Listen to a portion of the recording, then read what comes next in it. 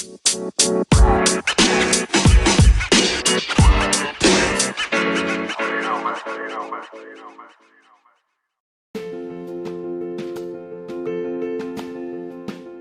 I'm going to just go ahead and invite Jay Shifman up to share his story. So let's give it up for Jay. Welcome to the Choose Your Struggle podcast. I am your host, Jay Shifman.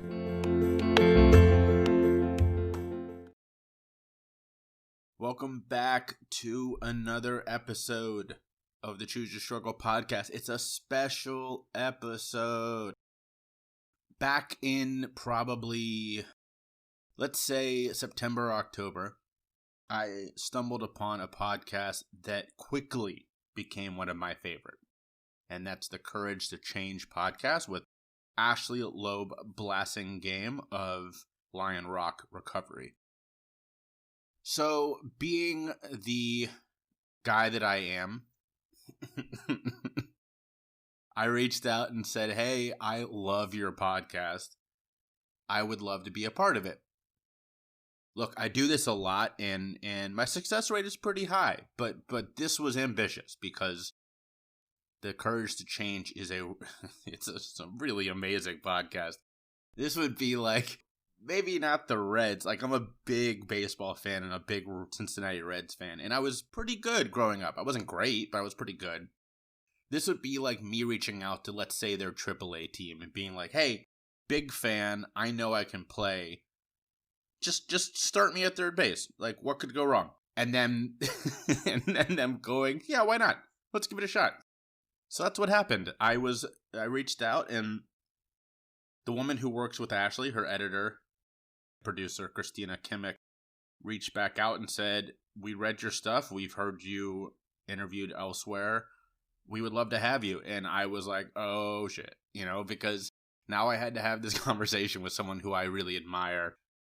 And it went incredibly well. So that's all I'm going to say. Enjoy this. Check them out. All of their stuff is in the liner notes. It's a long interview. If you don't make it to the end, find the places to contact or listen to them in the liner notes and subscribe because the stories are always amazing. And Ashley and her team are doing such great things in the recovery space. So thank you. Enjoy the episode. No good egg, no choose your card, just the interview. But remember, spread some love and choose your struggle.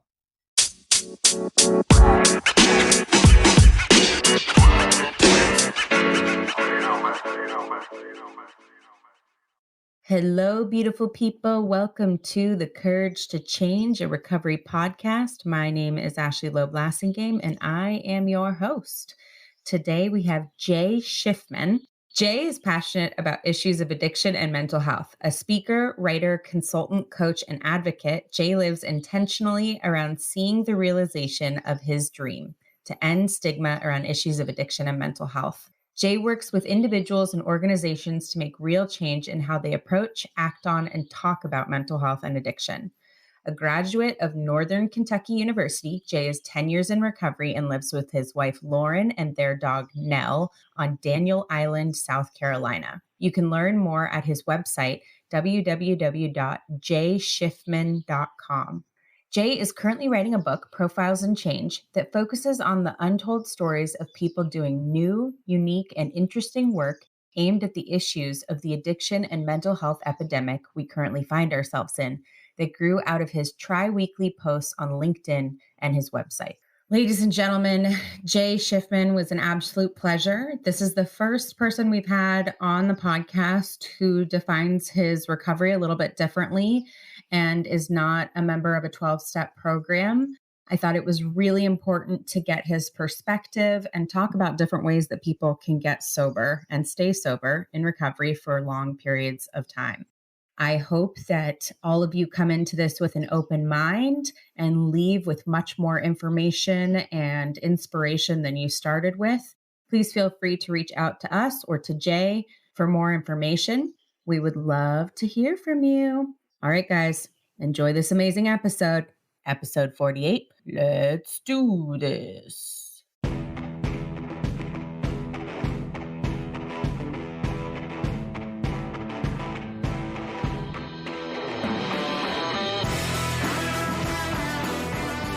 Jay, where are you located right now? I live in Daniel Island, a suburb of Charleston, South Carolina. Oh God, I love Charleston. How big is the island? Not large. We have 2 main strips of business district, and everything else around it is apartments and houses. It's a small suburb, but it's nice. We love it here. We've been here since August, and it's just removed enough that we can sort of feel a sense of relaxation, but just close enough that we can drive within 20 minutes anywhere we need to go. And yesterday we biked up to our grocery store to get some stuff. And so it's nice. It's my wife describes it as living in Pleasantville, which is very, very accurate, but we love it. Yeah, nothing wrong with living in Pleasantville. Are you from South Carolina? I'm not. I was born and raised in Cincinnati, Ohio. We moved here, my wife and I, she's from this area, and we moved here to be close to her family. Last summer, as a member of her family went through a health situation, and we kind of decided that if we were ever going to live near her family, we had been living near mine, that now was the time. So we came down. Awesome. And how does it compare? How does South Carolina compare to Ohio? Very different. The weather is unbelievable. It's been beautiful since we got here. Obviously, we got here right at the end of summer, so we're a little apprehensive about next summer. But it's been really nice. When everybody else in Ohio was going through blizzards in the winter, I was like, oh no, I have to put on a sweatshirt. This is horrible. So, but you understand being in California, right? That's I do. That is. It is. It's something that we that my husband and I talk about when we talk about ever leaving California, is like that.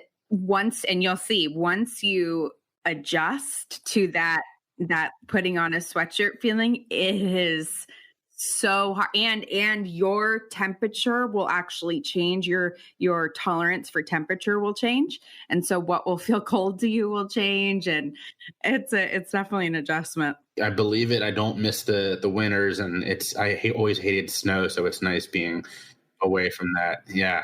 That's definitely a one of those things you have to learn to love if you're going to live in a climate like that. And it's true. Though I will say the one thing that has been very different for us is, when I was in Cincinnati, I started this work that I do now.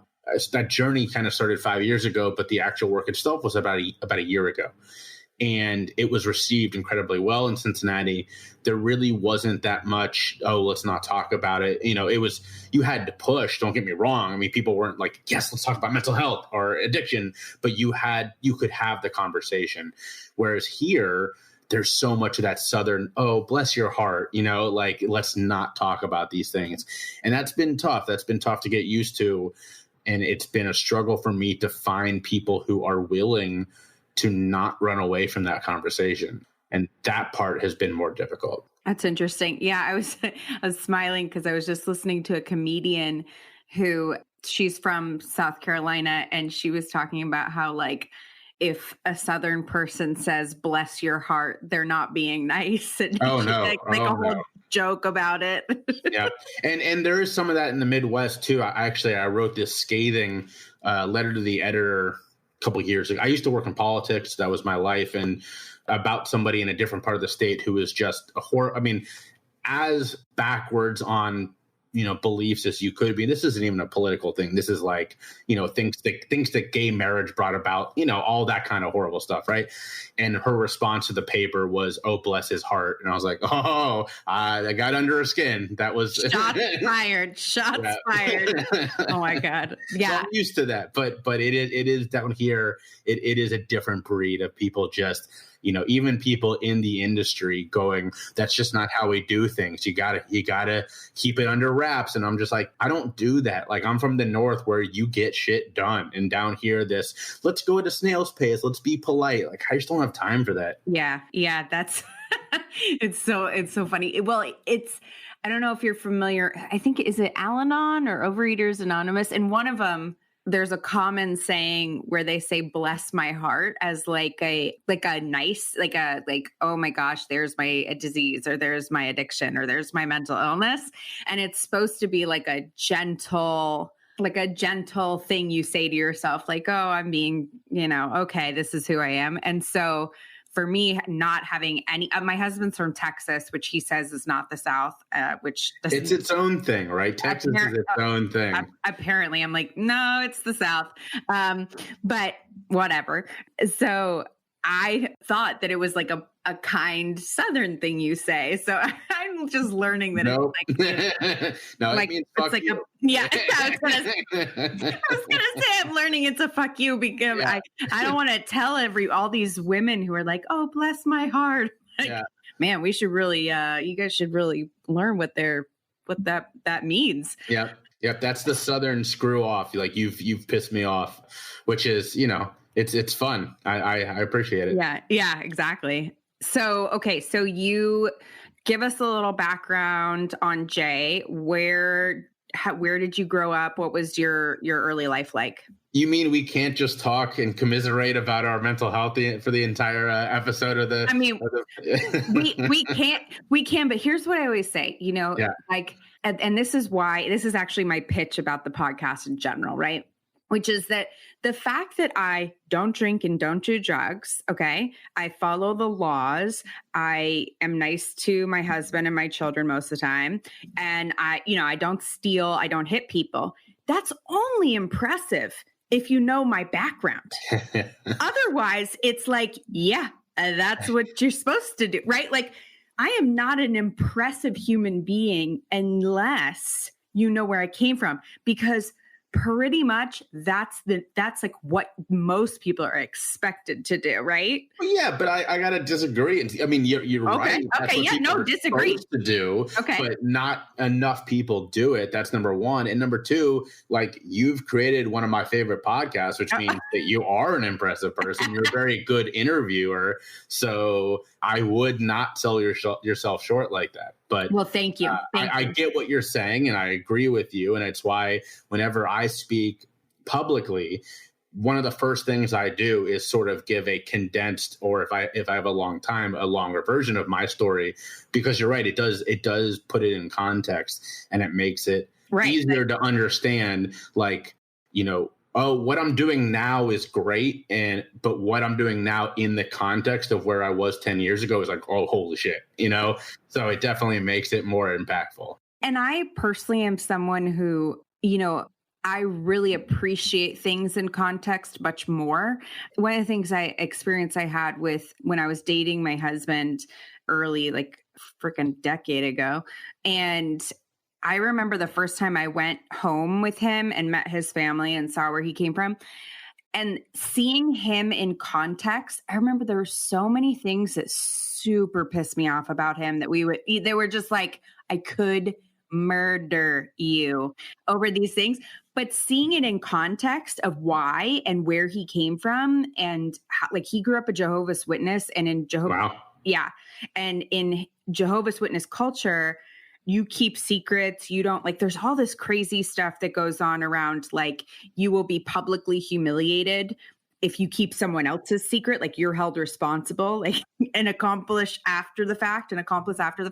And so, like, all this weird stuff that he did that really just got under, I was like, oh, okay, this makes sense. Like, it's people in context. I just have so much more compassion for them. And so what's been so fun for me about this is, like, getting people in context. Well, and that makes perfect sense. This is, again, something that I actually talk about when I speak, is that our brains, like, that's how our brains work, is that we understand in story, right? So when I first started talking about my experience, actually, I would put it in context of, like, let me tell you about, the time how I finally graduated school. And then I would talk about struggling with addiction, or let me tell you about my marriage.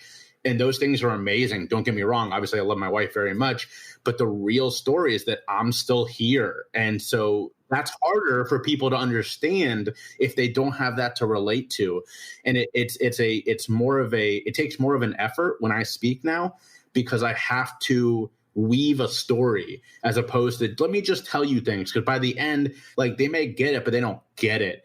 But if you can tell that story in an effective way and help the person's brain internalize, then they're like, oh shit, you know what I mean? Right. So it definitely takes more work when you're writing and when you're speaking, but you have more of an impact that way. And it's the fun thing that comes with podcasting, because you can do the long form and really like get this story. You know, people can listen to it in chunks and whatever. And like, you really get, you know, even because like in pitches that we do, the longest pitch I do is an hour. And usually I'm only talking for 40 minutes, right? So like so you don't, that only 40 minutes of someone's story is definitely going to be condensed into less context. And then I even tell mine, you know, in 15-minute chunks. And so you take that and it's like, the worst is 5 minutes. I can't do 5. Oh, it's so, I mean, there's that famous quote, right? Where it's like, you have me talk for an hour and I'm good. You want me to talk for 15 minutes. I got to prepare for a month, because trying to get that story condensed is only half the battle. Getting it condensed to a way that still leaves my message and my point, like, that's hard. Yeah, definitely. So tell us, give us Jay in context. Tell me about Jay. So I was born in Cincinnati, Ohio, the oldest of 4 boys. Bless your mother's heart. Oh, I know. She I mean that in the California way. She kept trying for a daughter, and it didn't happen. All boys, and we're all boys within 6 years, so we're all very close in age. Why they kept trying so much, I couldn't tell you. I've seen pictures. They claim they were loving it, but I've seen pictures of each of them holding a kid, and they don't look like they're loving it. They look exhausted. So, they will definitely hear this. And Mom and Dad, I see you. I don't get it, but I see you, and it's appreciated. So I was the oldest of 4 boys, born in 1986. So I'm 33 now. And really loving household. You know, we born and raised Jewish, so had a very community-based, like, tight-knit family. One set of grandparents lived right down the street. You know, I had cousins that lived 10 minutes away. We were all very close growing up. And, you know, that was, it was great. Like, unfortunately, I don't remember a lot of my childhood, you know, whether it's because I erased all those memories with drugs, I'm not sure, or if it's just like, you know, time sort of compressing some of it. But what I do remember is very happy. Born into privilege. My family business goes 3 generations back. It's a pretty big deal in Cincinnati, Ohio. It's a business that spans 5 continents. 6. What is it? My dad would be very disappointed. He's the executive or CEO now. He'd be very disappointed that I can't remember how many continents. It's a chemical manufacturing business. The easiest way I can describe it is, do you remember when the Share a Coke campaign came out, when everyone had their names on a Coke bottle? Yeah. So Hewlett Packard printed those labels, but they could not for the life of them figure out how to get the labels, the ink to stay on the labels. And my family's business has the product that made that work. And so it's a random business, but someone's got to do it. And it's been in my family now for 3 generations. And so because of that, we, you know, were born into privilege and went to the finest schools in Cincinnati and went to great colleges. I always, you know, was never wanting. We were not, you know, we weren't buying up the town, but we also went to great schools and we also had everything we ever wanted. So really, really privileged in that way. A lot of great friends, a couple of whom are still, you know, friends to this day. When I got married a couple of years ago, half of my groomsmen I had known, you know, since at least middle school. So a long time, and pretty typical childhood in that respect. I was an athlete, was very committed to that. I was a baseball player and actually almost played in college. So that was important to me. But as I got older, again, this is the late 80s, mid 90s. I, like many people from my generation, were put on prescription pills for ADHD. I have the stats. It's something I talk about a lot. When the year after I was born in 1987, there was like 350,000 children that were given stimulants in effort to treat ADHD. By the time I was put on pills 10 years later in 1997, at the age of 11, that number was 2 million. I mean, this was a living, breathing experiment, my generation, and that's still going on. I just want to drop in and say that it was majority boys too. Yeah, no, that's 100%. And when I've started telling my story now as an adult, there were two guys who I didn't know this at the time, had very similar stories. And we all were in one class together in high school, and none of us knew the other one was going through this. And so as an adult, both have reached out to me like, yo, I had no idea. And my story is very similar to yours, you know? So that was sort of how I got started on this. There's a lot of research that's been done to sort of tie that together with a lot of struggles with substances as adults. And, you know, it's because we know now that if you inundate a brain before the age of 15, before the age of 20, there's more likelihood of struggling with addiction. And here I was as an 11-year-old kid being given high rates of chemicals, like, well, no shit, I'm going to struggle with something. You know what I mean? So unfortunately for me, mine was all prescribed. I, like every other kid, I smoked weed a couple of times and I drank a couple of times, but I was so dedicated to being an athlete. I ran cross country. It was something I was very proud of. I was very good at cross country. I was a really good baseball player. These were things that were important to me. So I didn't do anything in high school. I didn't smoke. I didn't drink. I experimented in middle school, but I gave it all up. And I was like, I'm going to dedicate myself to being an athlete. But the problem was, here I was being given things that were 10 times higher by, someone being prescribed, all being prescribed to me. Right. On a regular basis. Exactly. Than anything, I could have smoked weed once a week and it wouldn't have done nearly any damage to me like this was doing, Right. So when I was in my mid-teens, I'd been on ADHD medication for 4 or so years. My therapist, who I now have been seeing for about half a decade, great guy.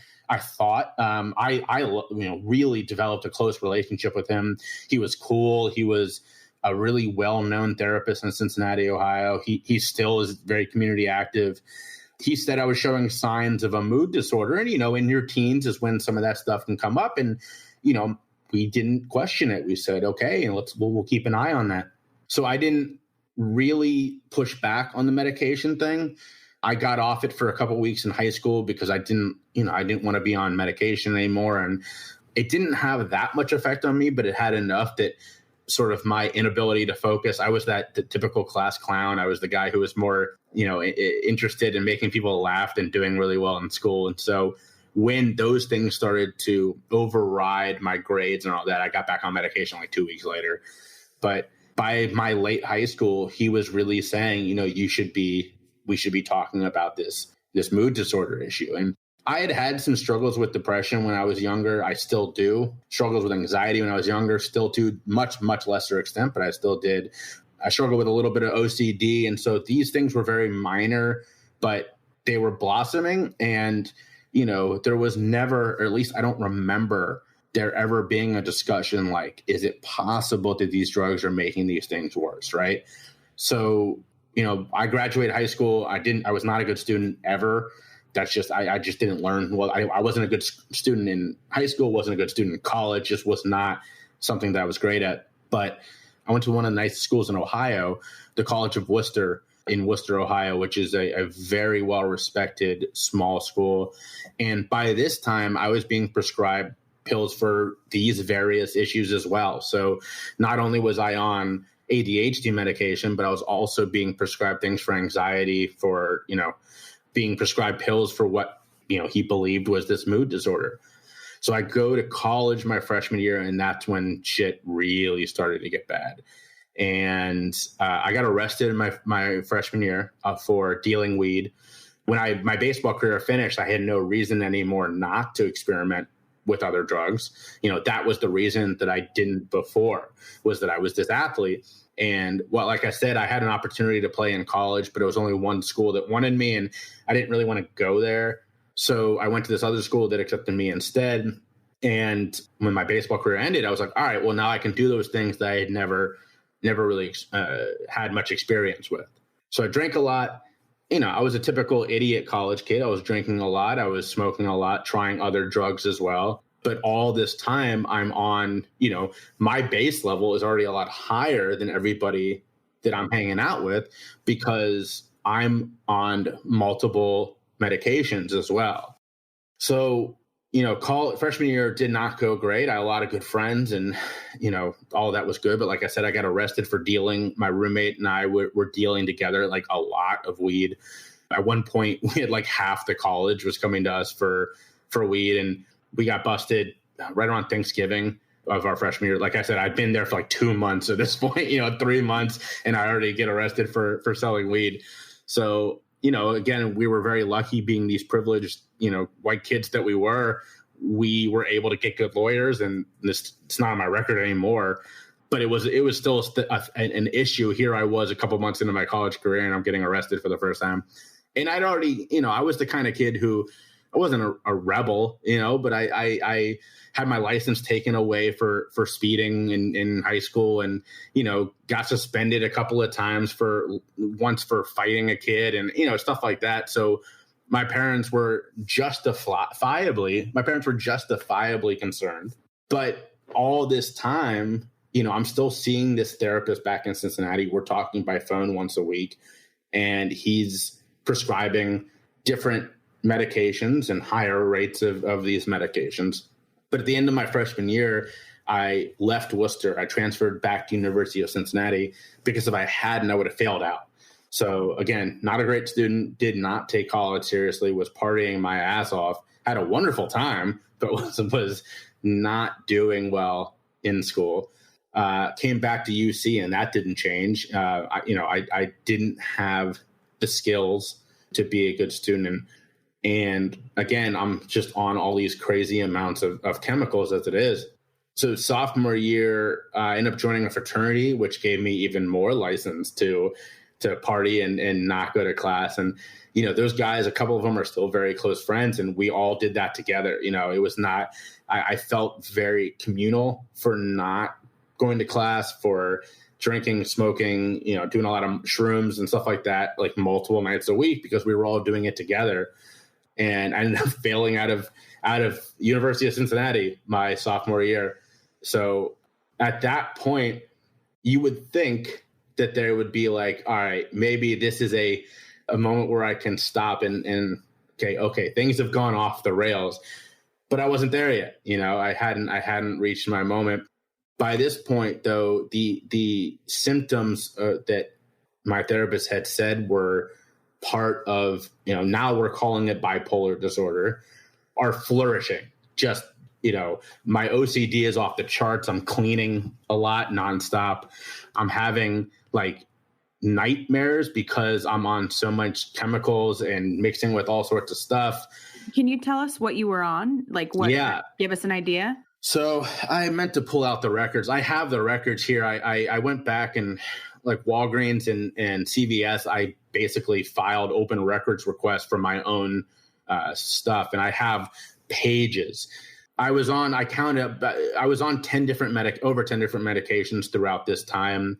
Concerta was the one I was on for my ADHD. So I had gone through the spectrum of ADHD medication, starting with Ritalin, as everybody does, and go all the way up to Concerta. And we settled on that one. By my early 20s, I'm also taking Abilify. I'm taking Klonopin, which was my real, that's the one that I really had a problem with. What were you taking that for? What did they say? When they were like, you should be on Klonopin for X? So the Klonopin was for the anxiety. Anxiety, okay. And then there was, things like Abilify and a couple others that were the mood stabilizers. When I was, later I was put on lithium and other even more high power. But at my worst, I was on, I think I was prescribed, it was either 5 or 6 different chemicals at one time and 1,300 milligrams a day of chemicals that were prescribed to me. And then I was abusing every single one of those on top of the prescriptions. I went from, when I was 11 and was first put on Ritalin, having to hide my Ritalin in a banana to swallow because my throat was like, no, we're not going to do that, to by the time I'm 21, 22, I'm popping handfuls of Klonopin without water. I tell people that if you've seen the show House, the way Dr. House takes his Vicodin, that was me on Klonopin. It was so bad at this point. I'm 21. I went to Israel with my fraternity brothers. We were the Jewish fraternity, so we all went on our birthright together which is the trip that young Jews get the opportunity to take. In this was, let's see, that would have been, if I was 21, that would be 2007. So we all went on together, and I got stopped by security going through New York and JFK because I'm carrying a backpack that had Bob Marley's face on it. There's pictures of this on Facebook. And the only thing in the backpack is canisters of pills, just nothing else, just pill canisters. And they pulled me out and they said, there's no way you're not a dealer. Like, who does this, you know? And I was like, no, those are all mine. You can look, my name is on every single one of them. And I was searched. I mean, like, I don't blame them, right? If you see this kid, and by the way, I was a full blown hippie with a fro. I know you can't see it right now. I got my head shaved, but I used to have a full blown fro. I'm carrying a backpack with Bob Marley's face on it, full of pill canisters. I would search that kid. Right. Yeah, you weren't exactly like what we would call under the radar. Not at all. No. So that should have been a red flag, but it wasn't because, you know, I wasn't taking any of these. I wasn't taking any of these red flags for what they are. And I was trusting my therapist who told me I needed all these things. So, you know, that pattern continues where the symptoms continue to flourish. My anxiety is off the charts. My mood is up and down. There's no stability whatsoever. The low level things, my inability to concentrate, my OCD are all blooming. And I feel like at some point I had to have said to him, why is it that these are not helping the things that I'm supposed to be getting better at? But their answers were always, you know, we need to find the right cocktail. We need to get you in the right dosage. I mean, the same answers we hear all the time. And I want to make this perfectly clear that I do believe that there are people that these help. Like, I'm not one of those people like all pills are evil. You know, I'm not a doctor. Who am I to say that? And I was on a podcast 6-8 months ago where the person made that point. And I was like, I mean, like, I'm not a doctor. I'm not going to say that there aren't people who can be helped with this. I know people in recovery who are on medication. I know people who aren't in recovery who are on medication. I'm just saying that people in this industry are people and they're fallible and people make mistakes, you know, and I was one of the people that they failed. It's a really good, I appreciate that you made that point. I think, so I've been on both ends of that, where medication has very much in my adult life helped me. I'm on medication.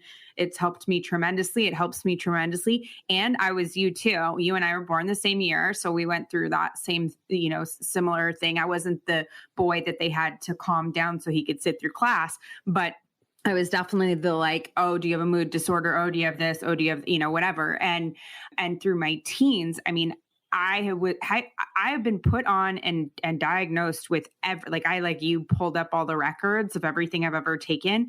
It's alarming. And here's one of the reasons why, because there is no way to say, okay, take this blood test, or we're going to do this, you know, chemical testing and see what. There are ways, but it's not used. So there's basically what you do is you come in and you say, I have these symptoms, and they go, right. I think this sounds good, right? That whatever's top of mind. And I have been to so many psychiatrists who I know, because you and I probably both now have a, you know, basically could probably be pharmacists. And, you know, people call me and ask me about medication. I'm like, you do realize every advice I'm going to give you is I'm not a pharmacist, and then I drop into like, but if you ask me. And the amazing, you know, it's just kind of a like, okay, we're going to drop it 5 milligrams. Okay. We're going to increase, you know, it's a total, right. It's a total chemical experiment, like you said. And it's happening for me, that chemical experiment, like with you, happened when I was very young. For me, more as a teenager than when you were, you know, a little kid. But there's an article that I think, if people are interested, that really relates to what you're talking about. And it's called The Drugging of the American Boy. And as you said, there is absolutely a population out there where these drugs really help people. I mean, I know bipolar people where this is just, I mean, they come off their meds, they're different people. However, we have started this, and there's so much literature on this. I encourage anyone interested, if people are interested in more information about it, feel free to email me. There's so much literature out there about what happened with you, Jay. And it's about making little boys in particular, but making children docile enough to be educated in large classrooms, sitting, being taught by lecture. And that it has, because our schools are set up in that way, which is a industrial revolution, the way that it was taught.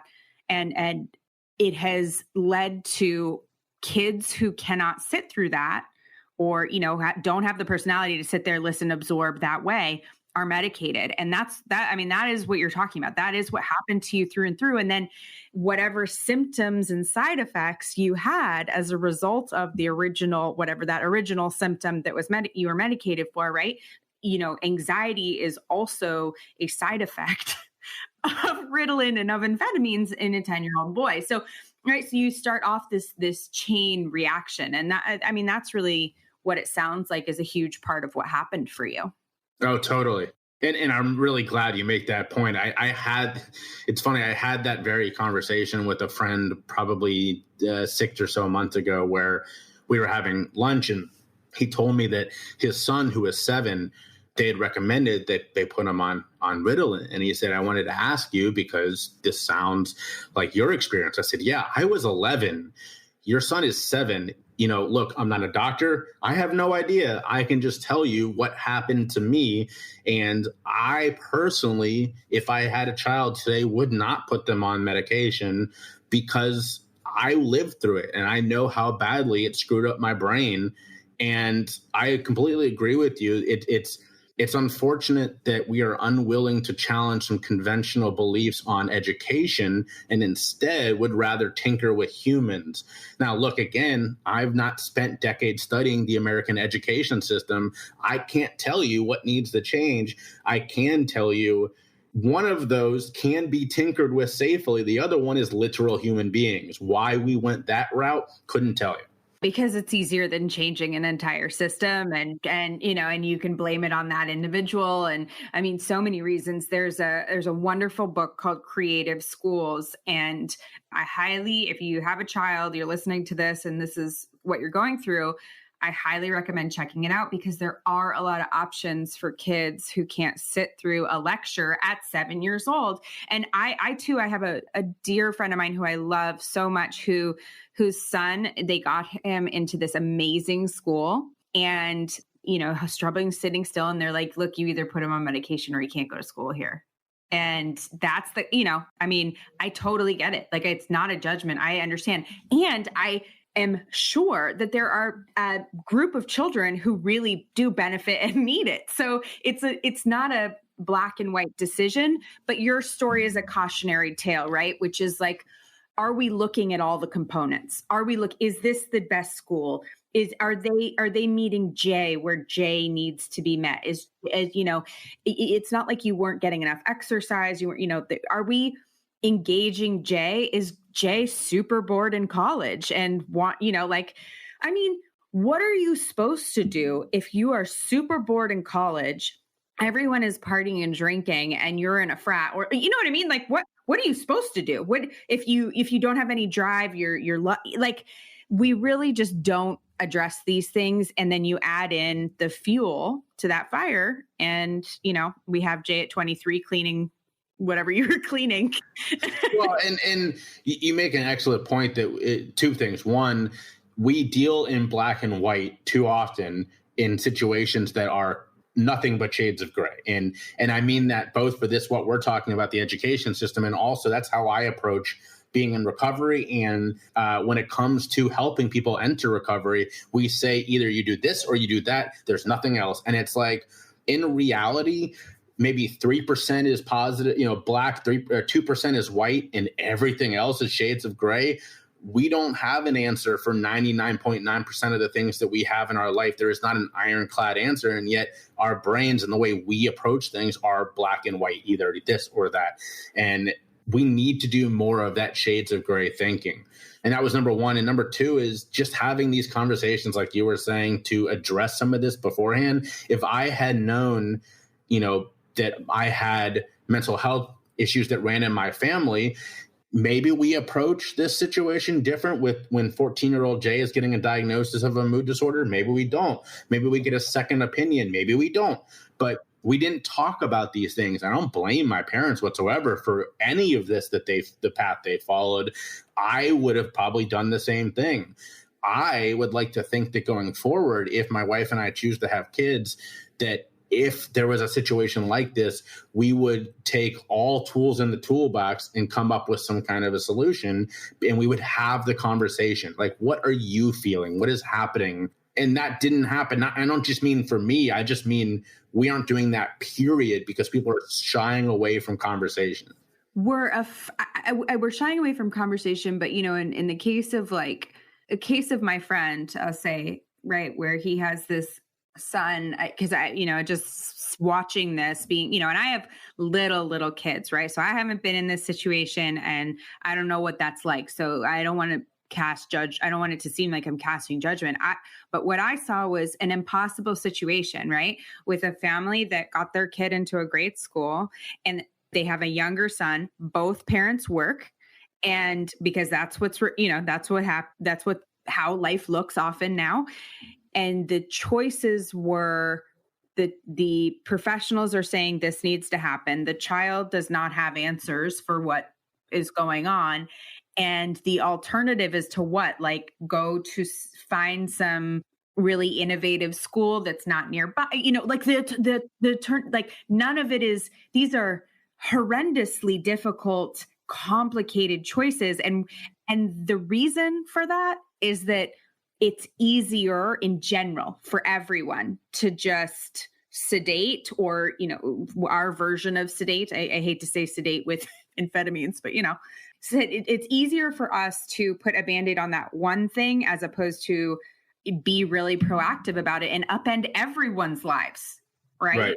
And I think that's the scary part, right? That's the scary part is like these parents are being put in impossible situations and there aren't that many resources. And so we're asking people to go hunting for them. And this is the accepted method. And I think that and I love that you're talking about gray area. So I want to say this too, on this podcast, because I am a member of Alcoholics Anonymous and 12-step programs, right? We hear a lot of those people.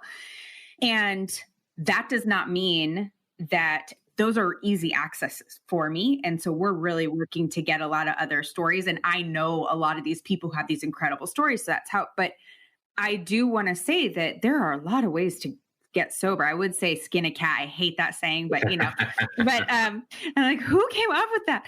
But, yeah, really. There are a lot of ways and types of sobriety and really the true goal for every single one of us is to have a happy and healthy, better life. And that's exactly right. However we get there, and if it works for us, if it's working for us, then that is success. Success should not be defined. My success and your success don't have to look the same. That's beautifully put. So tell me about, because I know you 1,300 milligrams, Bob Marley, you're going on Birthright, you're seeing the holy land. So I want to say, I was just actually over the weekend, I was catching up on some of the last couple episodes, and you had a quote in one of the last episodes where you said that, there's this line, and I guess it's AA, but about, I wouldn't trade my worst day in recovery for my best day using, and how much bullshit that is. And I want to say, you said that, and I was sitting on my couch howling because I was like, thank you for saying that, because that is so much bullshit. Like, don't get me wrong, the lowest of my lows when I was using are just like, I never want to go anywhere close to that again. But the highest of my highs were incredible. So whoever said that is just wrong. Outright wrong. Outright wrong. I don't know. Whoever said that was not using. I 100%. Or they weren't like, what are you in recovery from? Because you clearly weren't having fun at all when you were doing it, if that's your line. Maybe they just did not figure out how to, they always overshot the mark. So it was always like a vomiting situation. I don't know. know. They asked, there's a lot of people with a lot of experience in this area. I'm not sure how they got that, but I can tell when I heard that, I was like, on what planet would I not trade 100%. my worst day in recovery for my best? Like, yeah, those two things are not, but, and like I, talked about was like, but we're talking about what I would trade. Like, would I trade my life? Right. No, 100%. And that definitely needs to be clarified. Neither one of us is recommending right now. Yeah. You go back to use like, no. No. But those trades aren't really, no one's offered to trade me those things. So, when that does happen, I'll let you know how it goes. But yeah, I mean, to say, and I think this is where the DARE program really, screwed the pooch, for another horrible saying, which is, to not address the fact that drugs and alcohol are a lot of fun. 100%. We are jumping the shark on that. Yeah, right. Definitely. Like that's stupid. And that's not true. And to say like, oh, the first time you try cocaine, you're going to overdose and die. And it's going to be a horrible experience. Like, no, dude, you're going to think you saw God. Let's just be honest. Let's just tell it. I'm so glad you say that, because I was being interviewed like 2 weeks ago for this parent. It was like a magazine or something. And I said this, and the person looked at me, he's like, I can't write that. And I was like, but you should. You should talk about how we have to have honest conversations with kids. Yes, you are going to have some really horrible moments if you abuse drugs or alcohol. You're also going to have some amazing moments. Let's talk about how to do this safely. We know you're going to experiment, right? We know kids are going to experiment. It's the same thing with sex. It's like telling them, well, if you show them a condom, they're going to want to have sex. Hell no. They're going to have sex anyways. Maybe we can convince them to do it safely. It's the same thing. Show them a condom, they're not. Never mind. But no, I think if you tell children a lie about drugs, right? You tell them it's not fun, it's horrible, all drug dealers look like this, all whatever you tell them, right? And then they try it because they're going to, and it's a lot of fun. Yeah, you automatically, you're a liar. 100%. You're No a liar now. No credibility. None. No. So and we see that you had, again, someone on recently who talked about his only experience with alcohol was he knew that mommy drank it and he wasn't allowed. Of course you're going to try it when you get older. Like, right. If you tell them honestly, yes, if used correctly, alcohol is incredible, but if used it incorrectly, let's talk about what happens. That is a much more informed child than just don't do this, but also turn a blind eye when mom drinks, 3 glasses of wine a night. Right. So we have to have these conversations, and we can't just shy. This goes back to what you and I first started talking about, the, bless your heart. Well, yeah, you may feel better if you don't have these conversations, but your kid has a much higher chance of using. Right. So, well, and that's sometimes, what I'm sure you talk about this too, which is like, okay, so here are your options. You can wait until this gets worse. Or when I talk to parents, like about sending their kid to treatment or this, that, and they talk about how awful that is. And I actually worked with a mom this morning. That was actually my emergency call, where mom just heartbroken sending a teenager to wilderness. And what we would talk about is like, look, you can send this kid to wilderness now because everything you need to know is there. Like all the signs are there. Or you can be like the other people who I've worked with who are burying their children, who are in jail, who are like, you get to decide where to intervene and how you want this to look.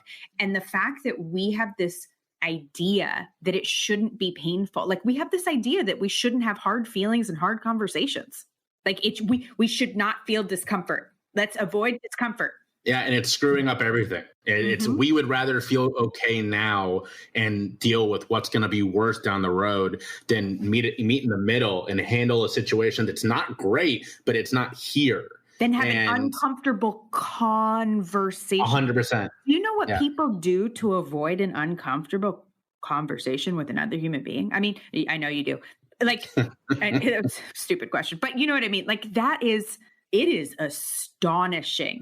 Well, so the analogy I always use is like, why is it that the minute, if God forbid you were giving yourself an exam and you felt a lump, you would call your doctor that day, right? I want to come in. I want this looked at. I'm scared. Whereas the analogy you just used, we're doing with addiction, you're waiting months, if not years after that lump. Well, let's see if it grows, right? Let's see if it maybe gets worse. But that's Jay, ridiculous. You have those people, though, and I know this because I look at like some weird stuff online, which is, and it's not on YouPorn, and no, but the people who are like, this woman came into the emergency room with a 60-pound tumor, and you're like, and she looks like 9 months pregnant, and you're like, okay, let's. I don't know if you've seen these things, but where you just stop and you're like, well, what happened? Can you talk to me about where she was at when she looked 6 months pregnant? Like, what is it about this? Because there are those people. See, you and I are like, I got a lump, I got to go get it checked out, right? But maybe it's because we're members of the tribe, but but I also wonder, like, I also have seen people who go to extraordinary lengths and they to just not deal with things. But those are the minority, right? I mean, in when it comes to something like cancer, right? Most people will go to the doctor, but when it comes to addiction, it's the opposite, where most people will avoid it, and the small few will immediately try to attack this thing. But do you think that's because of prevalence? I think prevalence is a big piece of it. And I think stigma is also a huge piece of it. Where, so actually, great example. I had this conversation with my grandmother a week ago where I told her about some of the work I'm doing. And she said, you're so brave. And I said, why? And she said, you're telling your story. And my aunt, unfortunately, is going through cancer right now. And I said, let me ask you something. When your daughter is in recovery from cancer, will you call her brave if she talks about it? And she said, no. And I said, but you would call her brave for living through that. She said, of course. I said, why is it different from my experience? Why is it brave for me to talk about it, but the living through it piece is, oh, I wish we could go back and fix that for you. Whereas my aunt, it's like, you had to go through it, but you're stronger now and you're so brave for making it through it. But everyone talks about cancer. Why are those two things any different? Context. That's what I'm saying. It shouldn't be, though. Yeah. It should be the same thing, but we're treating those two things like night and day. Because people do not, this is my opinion, people do not see the correlation between cancer and addiction. And in that, with cancer, let's just say we'll count out the ones where like this is just a crazy situation. But with cancer, a lot of the behaviors that people engage in that are normal behaviors, like, I don't know, using tinfoil in, to bake something, whatever, like things that we do on a regular basis, whether that's we smoke or we're exposed to things, those things cause cancer, right? But because there's like norms around that and you're not actively participating and you're not like, we don't see it the same way. So cancer is something that happens to you, whereas mental health is something you do or engage. 100%. And so 100%.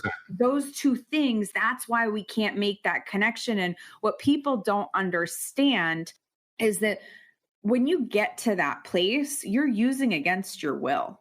Oh, 100%. Yeah. And that's exactly, I'm so glad you said that's exactly what I try to teach people. There is, at that point, right? We're not talking about the kid who's smoking a blunt for the first time, or even the person who does this once or twice a month. We're talking about the people who compulsively do this, like what you and I went through. There is nothing different at that point, right? It is the same thing, but people can't conceptualize that. And again, I don't blame them. That's not how our brains work. You have to understand something. Well, it sounds crazy too. Yeah, right. Until you've experienced it, you're like, what do you mean you can't not do this thing? I'm like, well, you know how if you're starving and then you put yourself in a kitchen, but it's like that, right? It's this, and it's in the same part of the brain, which is you're saying, well, I'm not going to eat food. I'm not going to eat food. And then there's food around and you're trying to starve yourself and it's not working. Like you are, even if your will has decided, look, I'm not going to eat because that's just not what I'm going to do.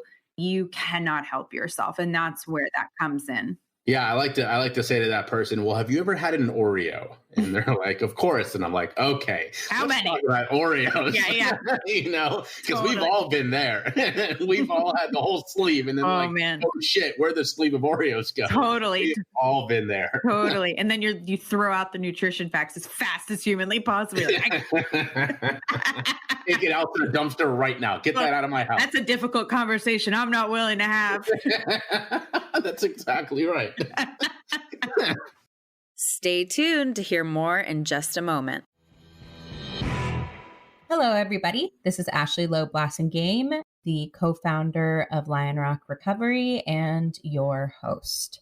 Lion Rock Recovery has introduced a support meeting specifically for people struggling with anxiety related to the COVID-19 pandemic. Structured as an ongoing workshop, the COVID-19 anxiety support meeting will teach coping skills and be a place to share and connect with others also feeling the effects of this crisis. Everyone struggling with anxiety about COVID-19 is welcome. Let me repeat that. Everyone struggling with anxiety about COVID-19 is welcome. To view the meeting schedule and join a meeting in session, visit www.lionrockrecovery.com and click on the orange banner at the top of the page. You can't miss it. Together, we will learn to feel more centered and empowered in the face of this great challenge. So so with the Klonopin, I mean, so there are two substances that you can die from the detox, but believe it or not, even as horrible as opiate detox is, which let me tell you, it's real rough. You're not going to die from it, or meth or coke. Benzodiazepine, Klonopin, and alcohol. Those are two that you can die from, and the combination is the real kicker. Yeah, so I feel like I should probably get back to the story. So by this point, I am, like I said, I'm taking handfuls. It was the thing where I knew I had a problem because anytime I had a feeling that I didn't like, my first response was, at this point, the pill bottle isn't even in the backpack, it's in my pocket, because the backpack was too far away. So the pocket's right there. I get one out, I'm popping. I mean, it was like M&Ms. I carried these things around all day. And I woke up, and the first thing I did, if I didn't immediately grab for a pill, then the first thing I did was had to get to the bathroom because I would start going through withdrawals. What would you wake up and take? Klonopin. Okay. Yeah. So if I didn't immediately take a Klonopin, I was spending the next 20 minutes, half an hour curled up on my bathroom floor going through withdrawals. For sure. And then by this point, I'm spending most of my day on the couch, unable to do really anything else. But I'm also kind of the way we were just talking about, I'm like forcing myself out of it to do the things that are still fun. None of my life is completely gone at this point, but I'm going to music festivals all the time. I'm doing the things that still reminded me that there were a reason to live. So that meant my job was gone. I hadn't had a job now, and probably I'm in the spring and summer of 2009. And by this point, I've been jobless for a while. I'm out of school. I'm really not doing anything other than hanging out on my couch with the people I was living with we were all users together, different substances. By this point, I'm doing a lot of cocaine because I'm smoking weed all day.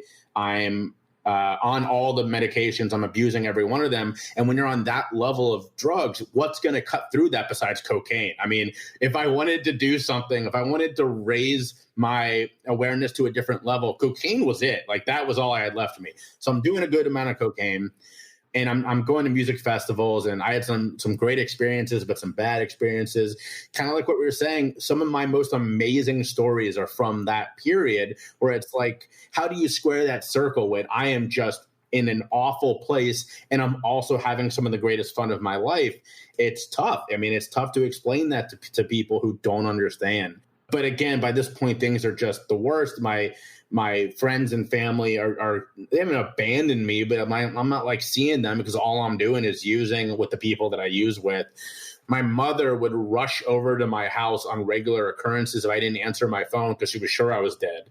And it was getting really bad. And again, my therapist had all answers for this. We gotta refill more. I was taking, and I have the records again from the CVS and Walgreens.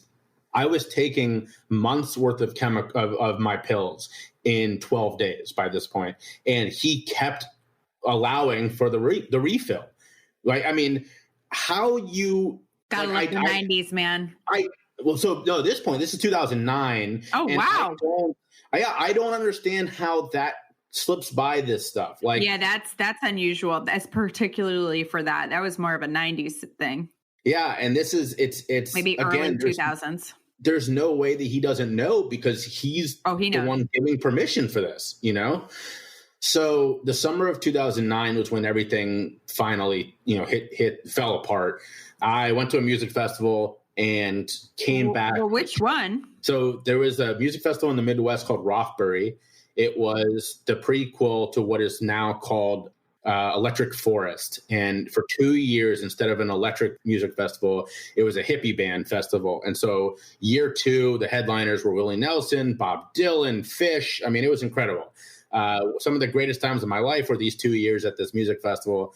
And I get back from that year 2, and I just, I crash. I've been on the road for about 6 weeks now, following this band around that I love.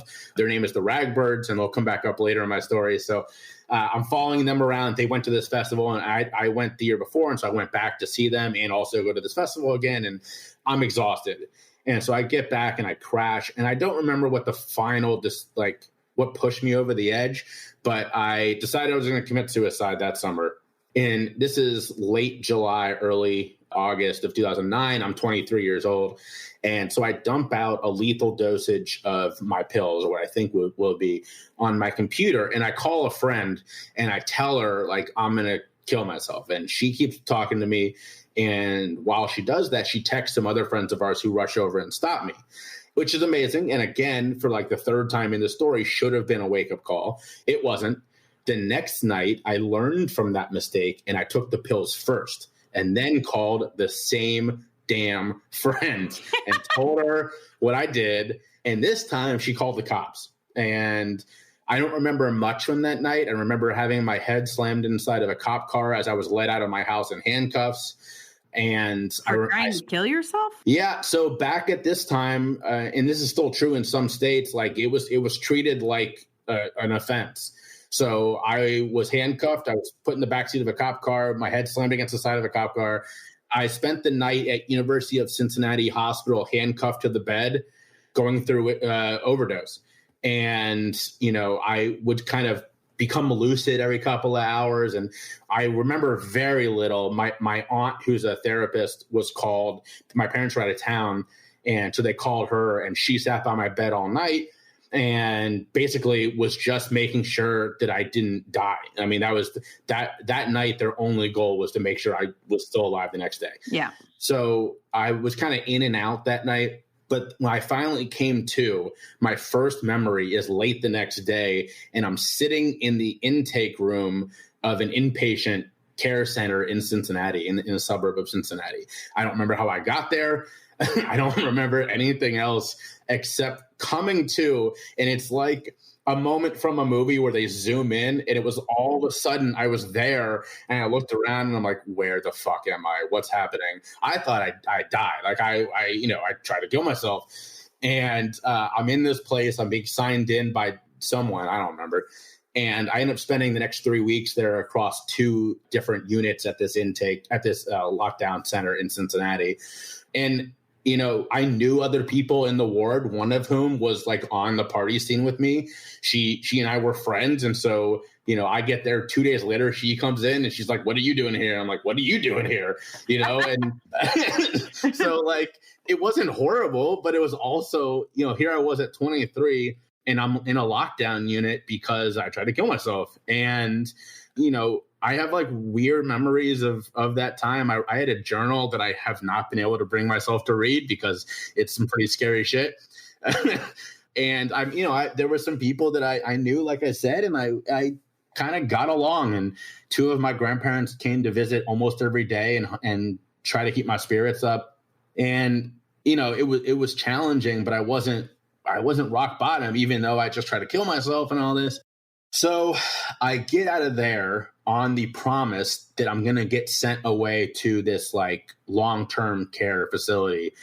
I don't want to go. I make that very clear that I don't think I need to go to this place. But again, I don't blame my parents if you have a trained, well-respected therapist saying he needs to go to this place. And then you have your son who's just, out of it completely saying, I don't need to go. Which one are you going to believe? So I get released from this lockdown unit, sent to my parents' custody for a couple of weeks. and then sent to this lockdown or this long-term care unit in Massachusetts, in Stockbridge, Massachusetts, called Austin Riggs. It's a very well-respected, well-known place on the East Coast and a little bit on the Midwest. I was one of the farthest away. There was like one other person from Arizona who was there, but everybody else was East Coast. Yeah, Stockton is a small town. Very small. In fact, it's the hometown of, oh shoot, I'm drawing a blank on the artist. Saturday Night, traditional Americana, Norman Rockwell. Stockbridge is the hometown of Norman Rockwell, and it looks just like his family. So it's in the beautiful. Berkshire, so it's beautiful. 100%. So I get sent there, and like my grandmother, who is my rock, she drove me there from Cincinnati. So we made a trip out of it. We went to Niagara Falls. We went to the Rock and Roll Hall of Fame in Cleveland. We went to the Baseball Hall of Fame in Cooperstown, New York. We made this whole trip. It was kind of like a goodbye, right? I mean, we had no idea how long I was going to be there. So I moved in there on October 1st or 2nd, something like that, of 2009. And right away, I was like, oh shit, like this is like real, you know? There were people there with every person I met there was incredible in their own way. There were people there with some severe struggles with mental health. There were people there who were struggling with very dire cases of substance use disorder. And very quickly, I started to go, you know, those people struggling with addiction, like that looks a little more like what I'm going through. And the people that had bipolar or other similar issues of mental health, what I was supposed to be going through was not that similar. And I started to like struggle with that, you know, and the place was rough. It was, I've described it in writing since as that it smelled like death. I mean, like it was dark all the time. No matter how many lights were on, it was just dark. It's one of those places that makes you believe in ghosts. You like walk in and you're like, oh, this place is fucking haunted. Like immediately, like you can feel it. And it's like, what's so hard about it is like, I laugh about it now, but at the time, oh yeah, it's not funny. Incredibly oppressive. And 4 people died while I was there, you know? And this is a beautiful place that's costing tens of thousands of dollars for me to be there. And people were killing themselves. One person OD'd while I was there. It was scary. And I gotta say, and this is not, I'm not advocating for this at all. I'm quite the opposite. I didn't buy in from day one. I pushed back from day one. And mostly it was because I wasn't buying in at this point. I started to bump up against this idea that maybe there was a simpler answer, right?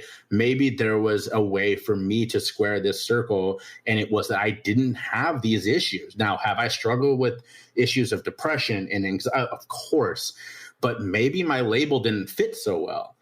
And that was my initial struggle against this place. And they also they practice some things that I don't love now.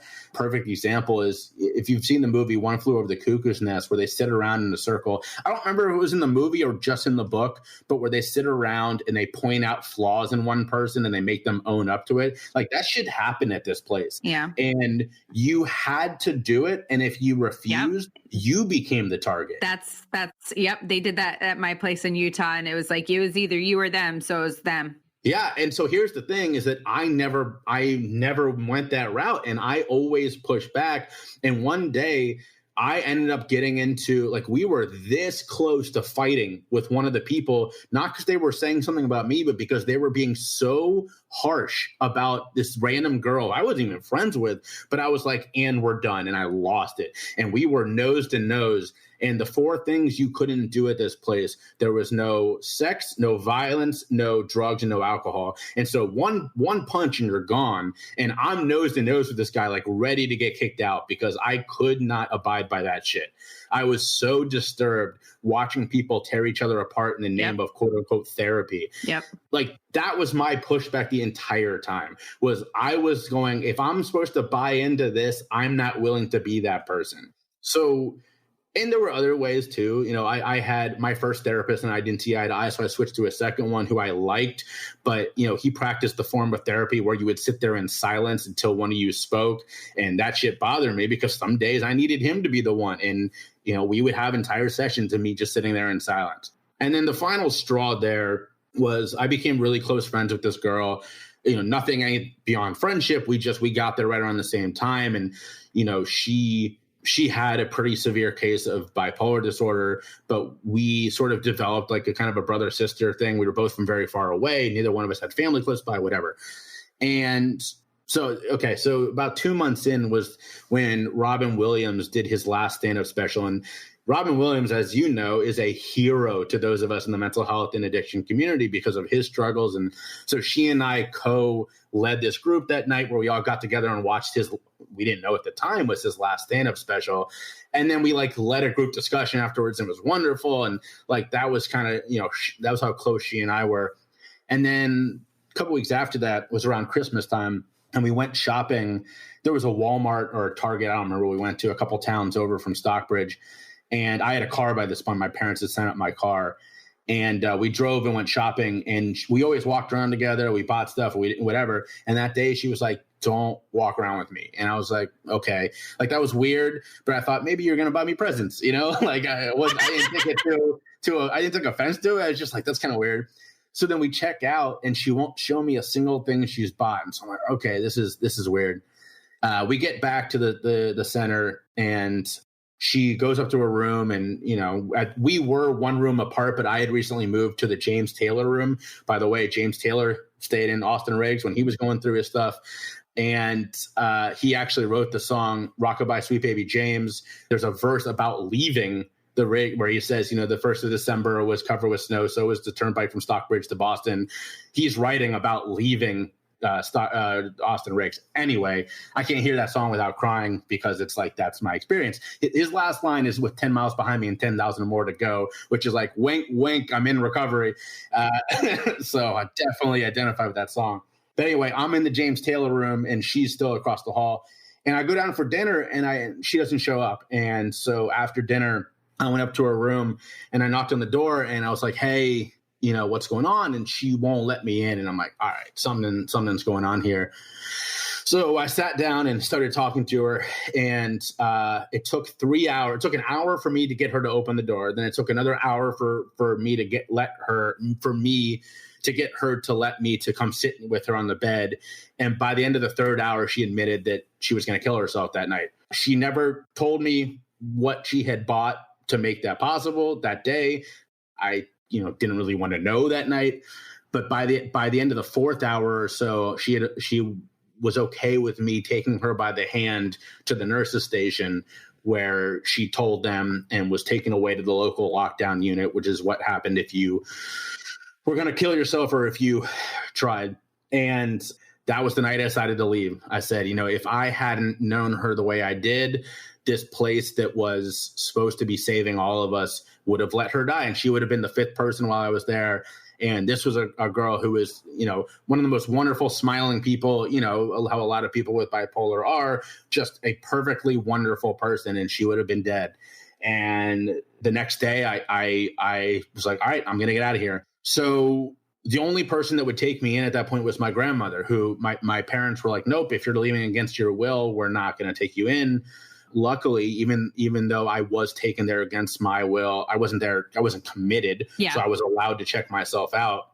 So my grandmother said, all right, come to Arizona, where she was living in a town called Cornville, outside of what's it called? Thank you. Wow. You're on your geography. I've lived in both places. Nice. Well, yeah. So I was going to Cornville, and I set out the next day. I set out a couple days later I checked myself out on December 31st of 2009, spent that night living on a friend's couch, a friend who had moved from in the center to a day unit. She had let me stay with her that night, and then sent me off to stay with another friend of ours who had checked herself out 2 weeks before, living in New York. So I'm driving to New York from Stockbridge, and I get over the bridge in New York City, and immediately I'm T-boned by a cab, right away. My God. And so the thing is that, for the normal person, that's like, well, shit, that sucks, but give me a couple of days, I'll get it fixed. Right. Like you said in a different episode, patience ain't a virtue. of mine. And so the next day, this is January 2nd of 2010, I set out for Cornville, which for those of you who don't have a geography in front of you, this is about 2,500 miles from one. It's a long way. And so I'm driving through the hills of Pennsylvania by myself in a car on 3 wheels. And I'm driving through the hills of Pennsylvania, which there are these tunnels that are just big enough for a car and a truck, a 2-lane tunnel, and not at all big enough if the car is being held, straight on willpower alone. And it's blizzarding because it's January 2nd and we're in the hills of Pennsylvania. So I end up in ditches multiple times. I lose control on the highway multiple times. Should not be alive. I popped that tire that I just damaged. I have to walk a mile on the side of the highway to a gas station. It's a horrible day. And at like 9 or 10 that night, I've gone in 10 hours what should have taken me about 3 or 4. And I finally give up. I pull off the road in a town called Johnstown, Pennsylvania. Which is I never fail to mention Johnstown when I speak, because I'm sorry if you live in Johnstown. If you're listening, you live in Johnstown. If your grandmother's from Johnstown, if I ever end up in Johnstown again, I've done something terribly wrong. The only thing open is this dirty truck stop motel and the gas station next to it. So I'm eating Pop-Tarts for dinner. I'm sitting on the dirty carpet of this truck stop motel. And that is my rock bottom moment. That's my car is damaged. I can't drive it. I'm stuck in Johnstown, Pennsylvania, eating Pop-Tarts for dinner. And that is my sort of come to Jesus moment. And, here I was, a very religious guy. I wore a yarmulke for over a year after coming back from Israel because I felt so spiritual from that experience. But I had that moment where I reached out and nothing came. And that's the moment I said, if I'm going to do this, if I'm going to make it into recovery, it's going to be on my own back. And so that night I was like, you can do this. You can get better. And the next day I got up, I found the only tow shop that was around. They towed my car. They said, dude, this is going to be weeks. I called my parents and said, here's what happened. I need you to wire me some money to rent another car. They did. I drove back to Cincinnati. 2 days later, I was on a plane to Cornville, Arizona, and spent the next 3 months slowly stepping down. Because as you said earlier, Klonopin will kill you if you try to just cold turkey it. And I was on so much. I have a question. Please. They didn't take you off the Klonopin? So you're talking about in this facility? Yeah.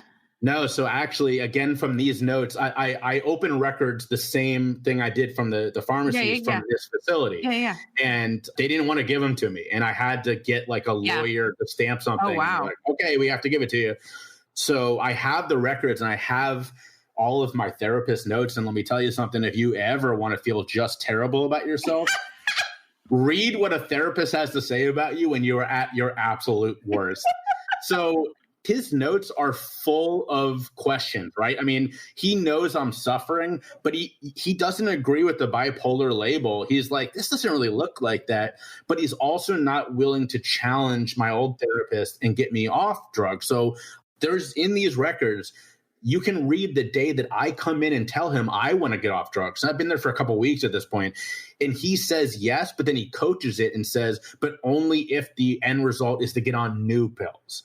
And I said, nope, not going to do that. And so that was a constant fight between the two of us where he wouldn't allow me not to get my meds or to stop taking them unless I agreed with him to stay long term and to start getting on new stuff. Well, so one of the reasons probably was that bipolar, one of like a huge, not a symptom is the wrong word, but people with bipolar tend to have a very hard time staying on their medication. So you had this bipolar diagnosis and you wanted to get off your medication, and that's like a whole thing that goes on. So that it would be really difficult I could see how that would be just, treading water on that one. But yeah, that's pretty incredible that you didn't get off of those pills while you were there, particularly because Klonopin, that's not even the best drug for those situations. Like you could have been on all the other ones and still gotten off that, and they in a medically safe and theoretically environment.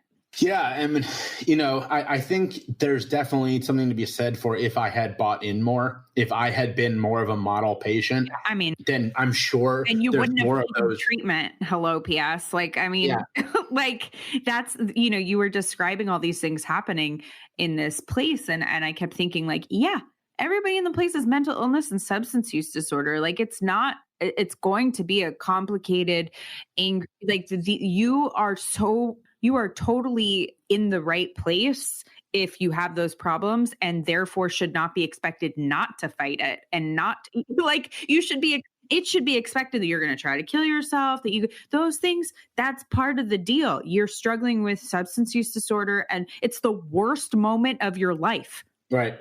Yeah, and not only that, but you've been taken out of everything and sent away to a place where everything is unfamiliar, and that is every single person in there. And there were, I'm guessing there was at least 50 people in this place, if not more, counting all the people had been able to leave and move into day units. So there's a lot of just painful struggle going on. Yeah. And we're all in a little place together. So, the food was nice. The scenery was beautiful, but everything else was a struggle. Well, and the place that you went to, you described a type of therapy and treatment that is not really in play anymore. I experienced that as well. Like I said, I went to a place for 9 months that did that. And, you get to a place, you get worn down. I mean, you just get worn down to the place where, like, if you keep other people's secrets, if it's like you're in that circle and they just tear you apart. And you, like most of us, develop really the ability to disassociate, which is really what happens because you are being torn apart, limb by limb in these groups. And so you just have to learn to take that. There's really nowhere to go. So, well, you said it on an earlier podcast. You said what they're trying to do is break you. Yeah. They're trying to break you down. If you don't break, you back up. Exactly. If you don't break, so my experience and your experience, when you don't break, it's just abuse. Right. 100%. Right. Like I didn't break. And so what I did was I went completely inward and learned to take it. And I don't know if this was your experience, but it made it harder for me to recover later on, because it made it harder for me to absorb the therapy and the feedback without going into that place of being like alarm bells and all that stuff going off, because I had been in this place where I couldn't leave. And so any feedback I was about to get or any of this, it was like adversarial. And so when you've been in when your doctors and people are trying to help you and you've experienced that as adversarial, it's very hard to get rid of that feeling and frankly, it took me a long time. And then once I did, I could heal. But there was damage done. Yeah. And I 100% agree with you. And I actually don't think I'm completely out of that yet, mostly because, my first experience with a therapist was a guy I trusted for over a decade and who almost killed me. And the second one was that situation. And so I actually think that I'm just now, like, I have my first, what I would call perfectly healthy therapist-patient relationship now. And this just started probably, I don't know, he and I first started seeing each other about 6 months ago. So it took me going through multiple therapists since. Again, some of these were perfectly wonderful people.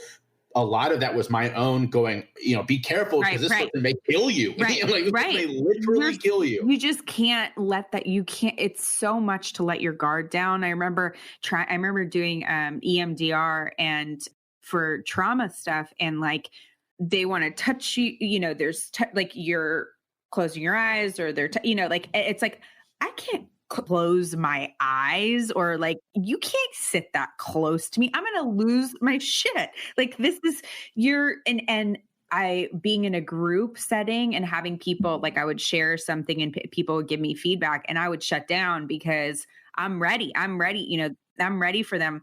At the same place that the place that I went that did the same thing, I, wouldn't break. And so one day they were just law being, like you're going to die, you're going to get raped and killed and be on the side of the road. And, no, your parents are just going to, bury you in shame and blah, blah, like just on and on and on. And then they put on Requiem for a Dream, and they put me on this like tall stool, like those chairs that are like you sit at a stool, almost like at a bar. And they put me on that, and they sat me probably like a foot away from the screen of the TV. And they made me sit and watch it on repeat. So like, I cannot hear those songs. Like I cannot hear. And they were like, yeah. And then at the same time, two big guys were like, this is your life. That's you. You're the whore, but you're the this, you're the, like that whole thing. And I mean, that was in our time, like you and I was born in 86. Like that was an accepted, and I was 16, so there was nowhere I can go. It was a lockdown. And at that time, that was an acceptable form of therapy. And I just want to say that is not happening anymore. Well, that's good. Yeah. I'm glad to hear that they don't berate people and try to break them in therapy. Yeah. That's not the goal and is not healthy. Yeah. So yeah. That's wonderful. So, at this point, I've left that. I've made it to Cornville. Yeah. And now I am sent to a therapist there, not because, mostly because it's like, well, if you want to get off medication, you need to know how to do it safely. So she was the one to tell me that I had to step down, which I started doing on all drugs. And I did Klonopin last because I had heard correctly, that if you come into a detox facility on heroin and Klonopin, they get you off the heroin first because it's easier. And so I was on everything else, and I kept doing the Klonopin as I stepped down everything else. And finally I got to the Klonopin and I stepped down all that. And the whole process took me about 3.5 months. So I'm just now this month. Well, so yes, it was painful. It was, look, all detox is incredibly painful, but mine was a 3.5 or 4 month. Basically, the way I describe it for people is like, imagine you've been stabbed and the wound is reopened every day at the center. So only the periphery heals and slowly it gets smaller. That was me in mind, body, and spirit for almost 4 months. But what's amazing about that is you and I are talking here on March 30th of 2020.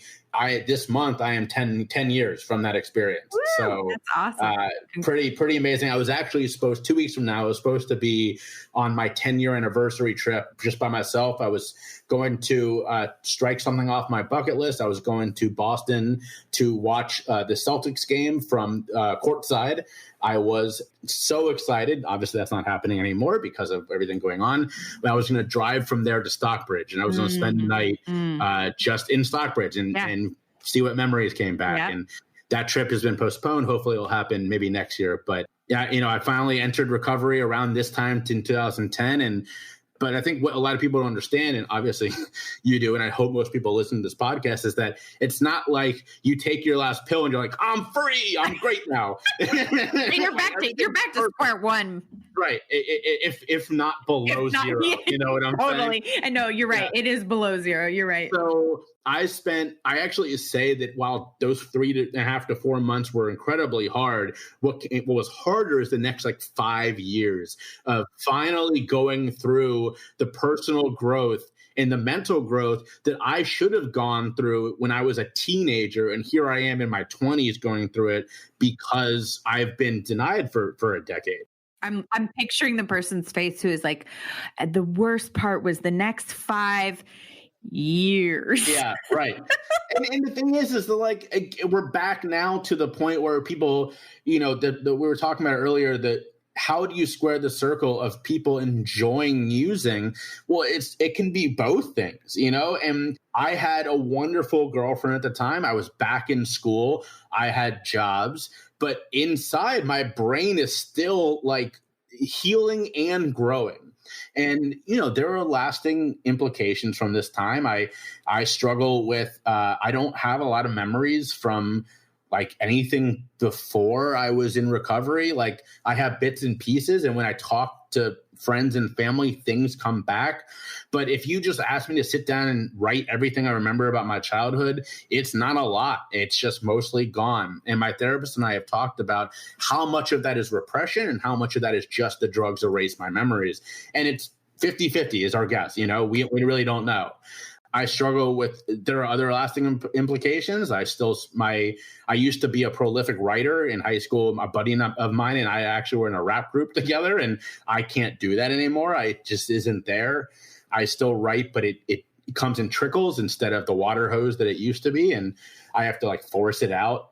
And, you know, like you were saying, there's definitely the long lasting implications of going through the trauma itself, not just the drug abuse. You know, the treatment for the drug abuse is just as bad in some ways as the drug abuse. But on December 15th of 2012, I finally graduated college. I was 20, I would have been 25, 26. And the pictures of me crossing that stage, I was going nuts. I was so happy to be crossing that stage that they still use pictures of me of celebrating every year to celebrate graduation. That's the picture they put up. And so every year at graduation, I went back to work for this school a couple of years ago. I was working in fundraising, and every couple times a year, I would see pictures of me all over campus, and it's so funny because I was so excited to be crossing that stage. But that day was made even more special on the 6-year anniversary of my graduation on December 15th of 2018, when I married my wife on that day. So, you know, pretty special. I always celebrate. Yeah. December 15th. And if that's not even beautiful enough, both of my grandmothers were the ones that walked me down the aisle. So I went down and put them in their seats and then went back and walked again with my parents. But, you know, my one grandma was the one, she drove me to Stockbridge. She was one I moved in with when I couldn't go anywhere else. You know, my other grandparents have been so supportive. And so, you know, really just to thank them for everything they did. They were the ones that I walked down. Oh, that's so cool. That's so cool. I when I graduated college, Jay, I cried like you. I mean, I was like inappropriate crying, you know, like there was kids who were crying and were like really excited. And then there was me who was like, is she okay? Like, did she lose somebody? What's happening right now? I mean, it was just like that feeling of like, this did not seem possible. Right. No, 100%. And, you know, I failed out of 2 schools, or I failed out of one, and I transferred from one before I failed out. And, you know, here I was. And I will say, I want to give a shout out to Northern Kentucky University, because I had never been a good student. And then I went there and they showed me how to be a good student, you know, and I started at Cincinnati State, a small technical college in Cincinnati, and transferred from there to NKU. So when I graduated, obviously my parents threw me a huge party, and one of our party games was name all of Jay's colleges and majors, because combined there were over 10. So it was a long journey, but I got there. And, you know, now as you can see, this is what I do for a living. I talk about this to any chance I get. I write about this any chance I get. I coach individuals. I was on a call this morning with a guy who was struggling with some depression and some other stuff. And, you know, we were talking about what comes next and what you can do while still, you know, obeying the stay-at-home orders. And, you know, I do a lot of one-on-one coaching. I do some work with businesses about setting up better and more compassionate practices at their office. I'm the host of my own podcast now called the Choose Your Struggle podcast, where I talk mental health and addiction. And the number one thing I try to do is educate and to end the stigma. I'll give a perfect example of, you know, not long ago, my own dad was like, you know, do people ever push back on you because you're not, quote unquote, sober and you're in recovery? And I said, occasionally, but I don't see that as a bad thing, because I use it to start conversations. I'm not sober. I'm very upfront about that.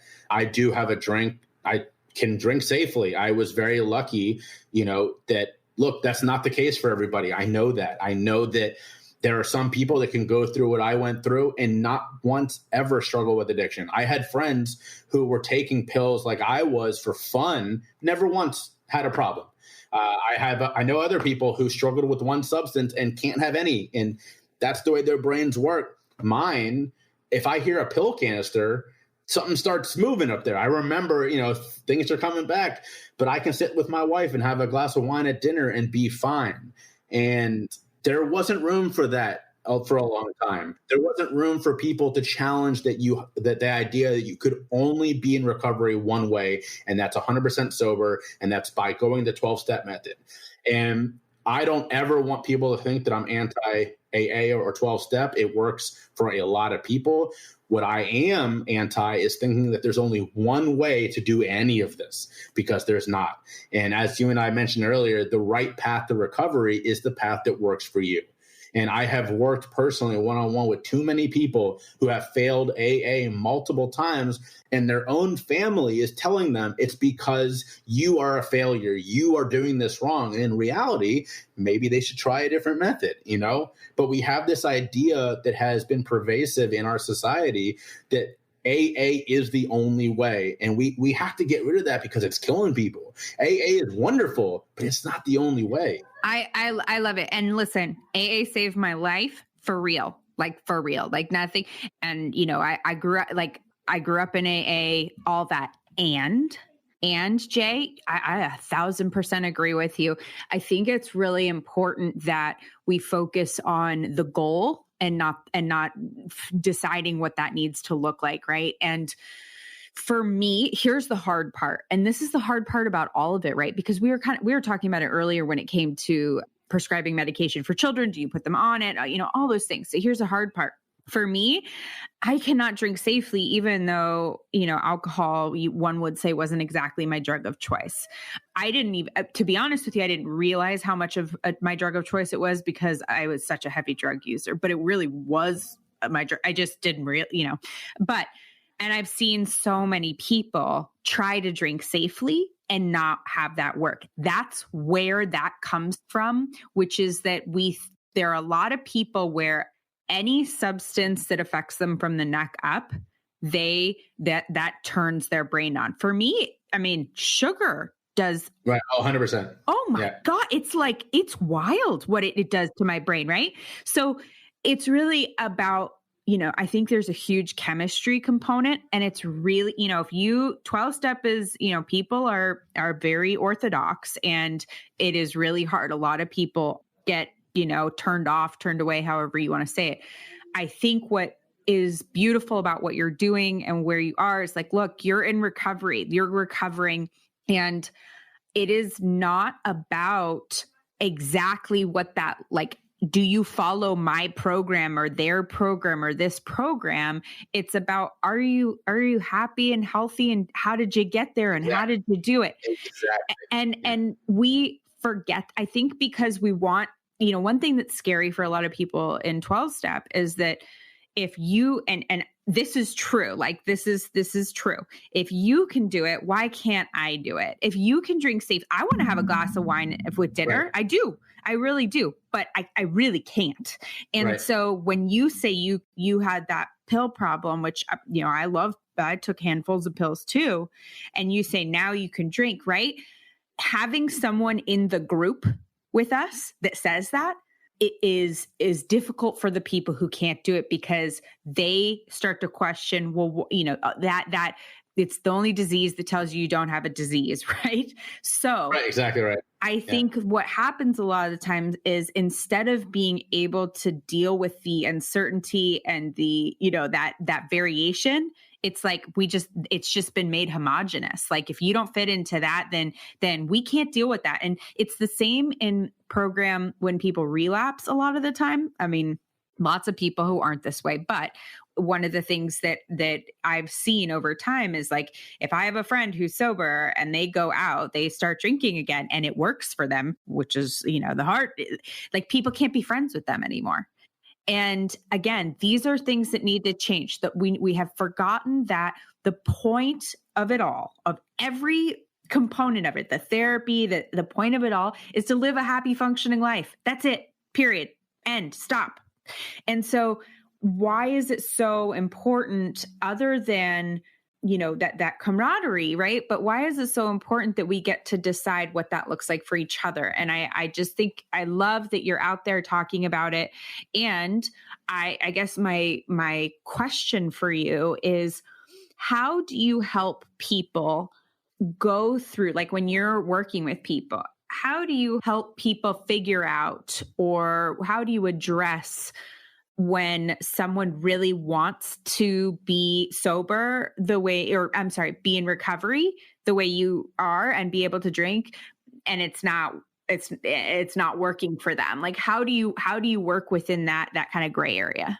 Well, so first off, I appreciate the question. And I think there's a story that sort of illustrates, look, I also struggle with this for a long time. I was sober, straight sober. And I mean, even beyond AA's rules, I didn't drink coffee. I didn't have sugar for the first couple of years that I was in recovery, because I wanted to give my body and brain the chance to completely reset.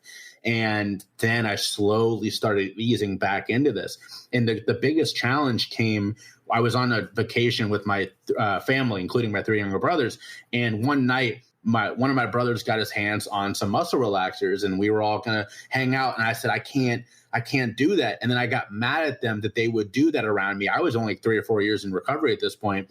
And then I had to stop myself and go, wait a minute, why, like, as long as they're not offering it to you, why should you be allowed to tell them not to do this just because you have a problem? Like that, that was where it really hit home for me, because I was drinking again by this point. I think it was about 4 years in. So I could have a drink with them, and then they wanted to do this. And I was like, well, that's not fair, guys. And then I stopped and went, well, who am I to say that they can't do that? Now, I don't think it's safe. Don't get me wrong, because that shit will fuck you up. But if they're going to do it, they should not want to do it for that reason, not because, Big Brother Jay can't do it with them. Like, that's not fair to them, So to answer your question, first off, I say this time and time again, and I want to be incredibly clear on this. I will never, ever replace your therapist, and I never want to. I am to your therapist what a physical trainer is to your doctor. I'm the one in there in the gym with you, spotting you and telling you what to lift. But if your back's hurting, you need to leave me that minute and go to the doctor. I can't help you with that, and I should not be the one that you're coming to. And that's hard for people to wrap their heads around sometimes, especially therapists. I've got these messages. I save them because I want these for later, fuel to the fire. I have therapists who reach out to me and tell me I'm part of the problem. I have therapists who reach out to me and say there's no room for you in this industry because you don't have a PhD. And I try to engage some of these people and use that analogy, like, well, would you go to your doctor to ask him what you should lift? Like, that's kind of silly. But also I get where they're coming from, because if you've been told something for so long and then there are people trying to challenge it, it's exactly what you just said. And what's like, well, then why did I just spend 12 years getting a doctorate if I don't really want, like, there are people I know who have their doctorate to do the work that I do. And they're like, I guess I didn't need to do all that. And I get it. I get the defensiveness, but I am always very quick to say, I will never be your therapist, and I don't want to be. I don't want to replace that person. You should be seeing both of us. So in that respect, there needs to be a dialogue. If the person is trying to do something too soon, number one, take some time. Right? Like I said, I didn't even make that decision to try again until I was multiple years into recovery, almost 3, if I remember correctly. And I only did so because I was in a very safe environment where if I fell, if there was a relapse of any kind, at this point, I knew that there was support there. If you are not in that situation, almost what you were saying earlier, is it worth it? You know what I mean? Like, no one's offering you that trade to trade your worst day in recovery for your best day. But if they were, that is 100% on you to make that decision. It's on everybody else in your life to weigh in and give you our opinion. But at the end of the day, you have to make that decision for yourself or what you are willing to risk. And me personally, I felt that I could do so. I was right. Now, I am never going to try pills again. It's just not worth it to me to take that risk. I went to the doctor. This would have been about 3 years ago. I was in a car accident, and they took me to the hospital because I thought I had a concussion. And the nurse came in and handed me a prescription. I said, I can't take that. I'm in recovery for a prescription pill addiction. That could kill me. And she was like, I have to give this to you. And I said, nah, you really don't. And it'll kill me. You can't give this to me. And it became a thing. And she went and got the doctor. And the doctor came in and said, I have to give this to you. I said, you do not. This will kill me. Go the fuck away. And we ended up screaming at each other in this room. He hands me the prescription and I tear it up in front of him. And he says, there, at least I gave it to you. And like, luckily he pissed me off, because if he hadn't, what if I walk out of there? And I'm like, it could have been fine. Maybe it is. Probably it isn't. So that's my own personal choice, that I am not willing. Like, if I'm in a horrible accident, maybe there's a different calculus to be made that day. But as of right now, if I have a headache, I'll take an Advil. If it gets worse, I'm probably just going to have to deal with that pain, because it's not worth the risk of backsliding. And so at the end of the day, it's just trying to see how much information you have and making that decision with as much of the information and much data as you can. I think one of the hard things about the situation you're in is about when your recovery looks different from other people's, is that, one of the biggest components of being sober is community. And having community and having sober support, recovery support. And when you are not accepted into that into a community, right? Like, I mean, I know they have Pills Anonymous I'm just using that for example. Like, if you're in Pills Anonymous, but you are still able to drink normally, they may not accept you into that community because other people can't and whatever. And so then you're left to find your own community, right? And the thing about 12-step community is that it's easy. It's everywhere. It's built in, and everybody knows the language. It's really, you can just slot yourself in. So as the one thing that you lose by, having that option to use that substance is the ability to easily fit into those communities. How have you been able to create recovery community, given that that it's not that you're not that cookie cutter? Well, it's a wonderful question. I have to applaud you for asking it in a way. I get asked that a lot in much more direct, this is what you're missing kind of ways of asking that question. And it's more trying to push me to admit that is something I've missed. And they're not wrong. I have walked this alone more than I haven't. And I would say the two answers that are, first, I tried to have community. AA rejected me twice. They rejected me in Arizona when I was going through it with withdrawals. I'm sorry, when I was going through detox. And they basically said, why are you here? And this was because there was no Narcotics Anonymous. They only had AA, and everybody else there was talking about drinking. And I'm like, I'm in the midst of getting off prescription pills. And they were like, why are you here? And so I left that day and never went back. And then the second time, when I was living in New York and I was lonely and I started to have thoughts about prescription pills. And so I sought out an NA.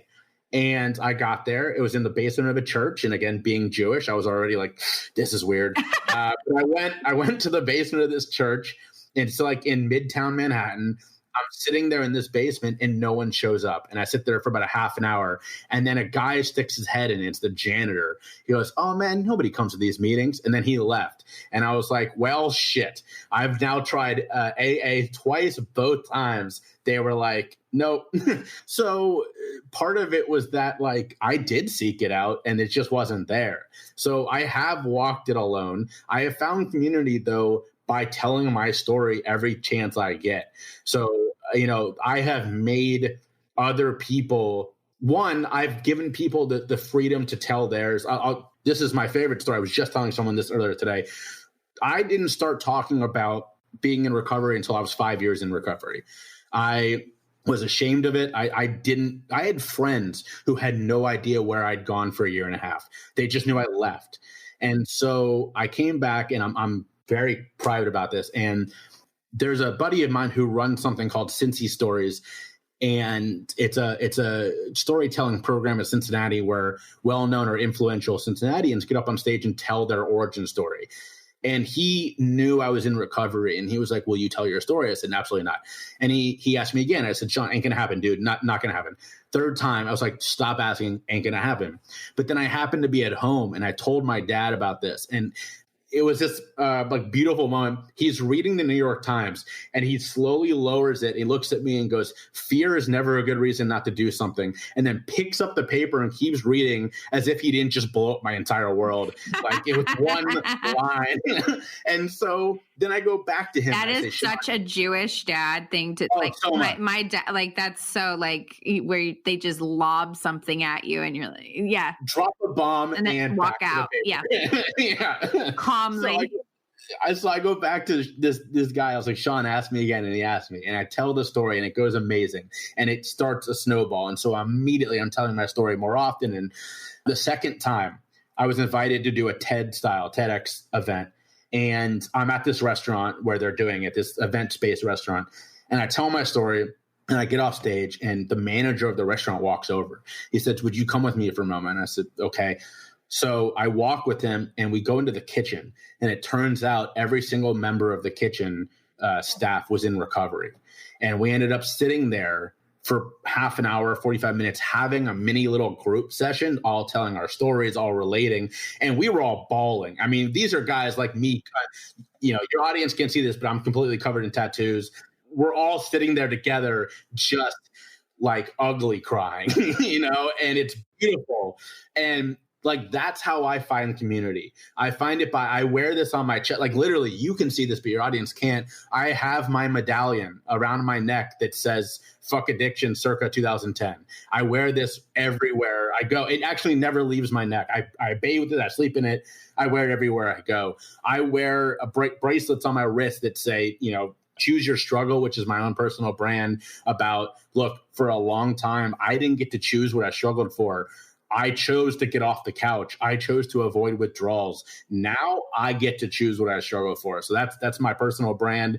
And that's one of the things I coach people on is how to choose what you want to struggle for in a world that wants you to care about everything. It's so and true. It's exhausting. Yeah. And so I work with people on that. And I just talk about it everywhere I go. I like to say that being in recovery is the first line of my tombstone and the last line of my biography, because I finish everything by saying, you know, Jay Shifman is a blah, blah, blah, blah, blah. And he's also 10 years in recovery, right? There is no anonymous for me. I've never been in the last 5 years. I was for 5 years. And since then, I have not been anonymous because I get it. If you are, I 100% get it. I empathize, I sympathize, but I'm in a place now where I've realized that I have the privilege of being someone who's getting a second chance in a life where 99% of people don't even get there first.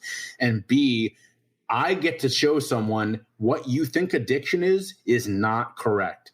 I lived it. I can tell you about it in a way that will completely change your perspective. It's not just that person that you're picturing. Those two things to me are so much more important than the random person who looks down on me for being in recovery, or even the people in recovery I get told all the time that I'm not actually in recovery. I get told all the time that I was never really an addict. That's fine. If that's how you have to make, to feel better, dude, I'm with you. I understand. I don't hold anything against you. I'm going to do what I need to do to help other people. If you have to protect yourself that way, I feel it, man. I feel it. Do your thing. Yeah.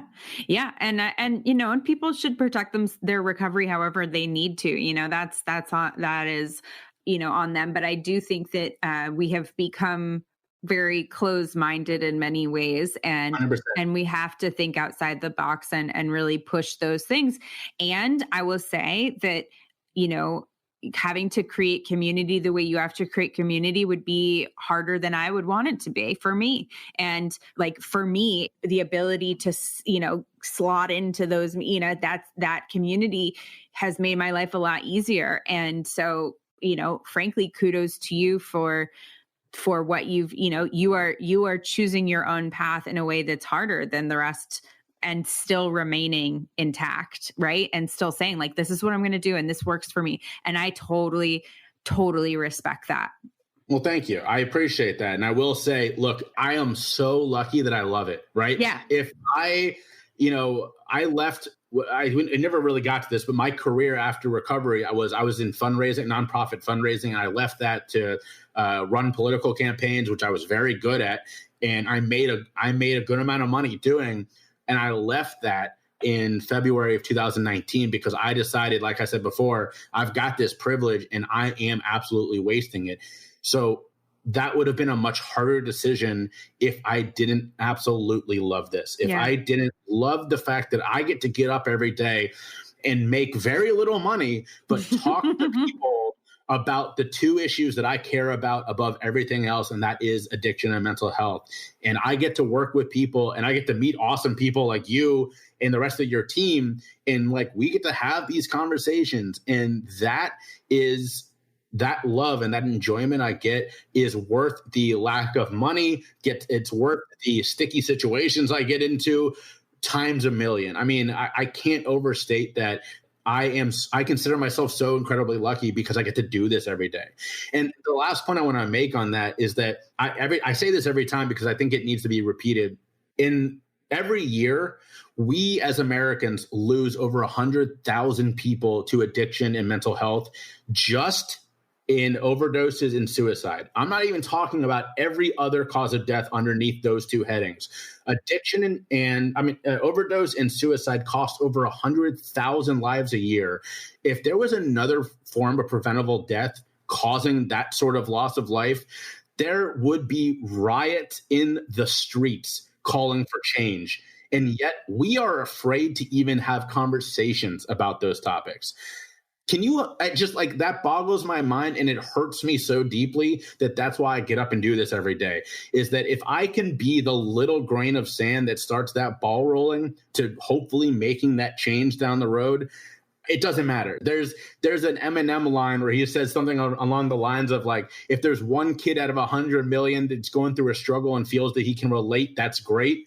That's me. I don't care if this doesn't reach a bunch of people. If there's that one person who relates to what I'm talking about and can make a positive change and make a positive difference, done. I've made my difference. Yeah, absolutely. Absolutely. I love it. And I totally agree with you. I was thinking about that as it relates to coronavirus and with addiction, and the numbers for addiction are staggering, right? And everybody's been talking about how many people the flu kills and how many people, all these different things. And I was thinking about like, what is the difference? And the difference, I think, that people don't think it's not contagious, right? It's genetic, but it's not contagious.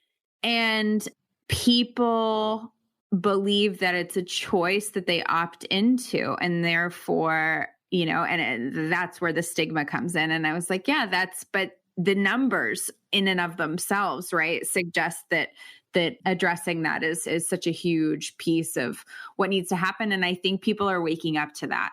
I hope so. I think that, so I'll use a line that I'm writing a book slowly because of this situation we find ourselves in. I've had a bunch of my interviews cancel. That's neither here nor there, but I'm writing a book on people who are doing incredible work on the front lines of the addiction and mental health epidemic that we're facing right now. And one of the guys I met with is actually a police, he's a sergeant or a chief who, look, it's amazing. It shouldn't be amazing that people are saying we can't arrest our way out of this, but it is. It's even more amazing when it's a policeman who's saying it, right? And so he was the first person I met with. We actually go way back because he's from Cincinnati and we know each other well. But I met with him and he said, here's the deal. He said, I've pulled over the same people for drunken driving 9-10 times. I have resuscitated people who have tried to kill themselves multiple times. He said, I've taken people to the hospital who are on, who have lung cancer from smoking and still smoke. Never have I heard the words, let them die. But when it comes to this addiction epidemic, people tell me to let these people die. And he said, I will not do it. And that is the one opinion that I will not let you have and will not validate. He said, if you think we should arrest them, he said, look, I don't agree with you, but we can have that conversation. If you think every single person should be saved, he said, I'm sorry, I don't agree with that either, but we can have that conversation. He said, but if you tell me to let them die, I'm going to walk away from you. That's the one thing I will not listen to. Yeah. Yeah. Because people don't think about people think that it's not going to be their loved one or not going to be, you think you're untouchable until you experience what that's like. And I've seen that. I've seen up close, the people who thought that they were untouchable. I've seen the there when I was in grade school, there was a mother who wouldn't let. She stopped speaking to my parents, who good friends with my parents, stopped speaking to my parents, wouldn't let her, girls hang out with us anymore when they had been family friends.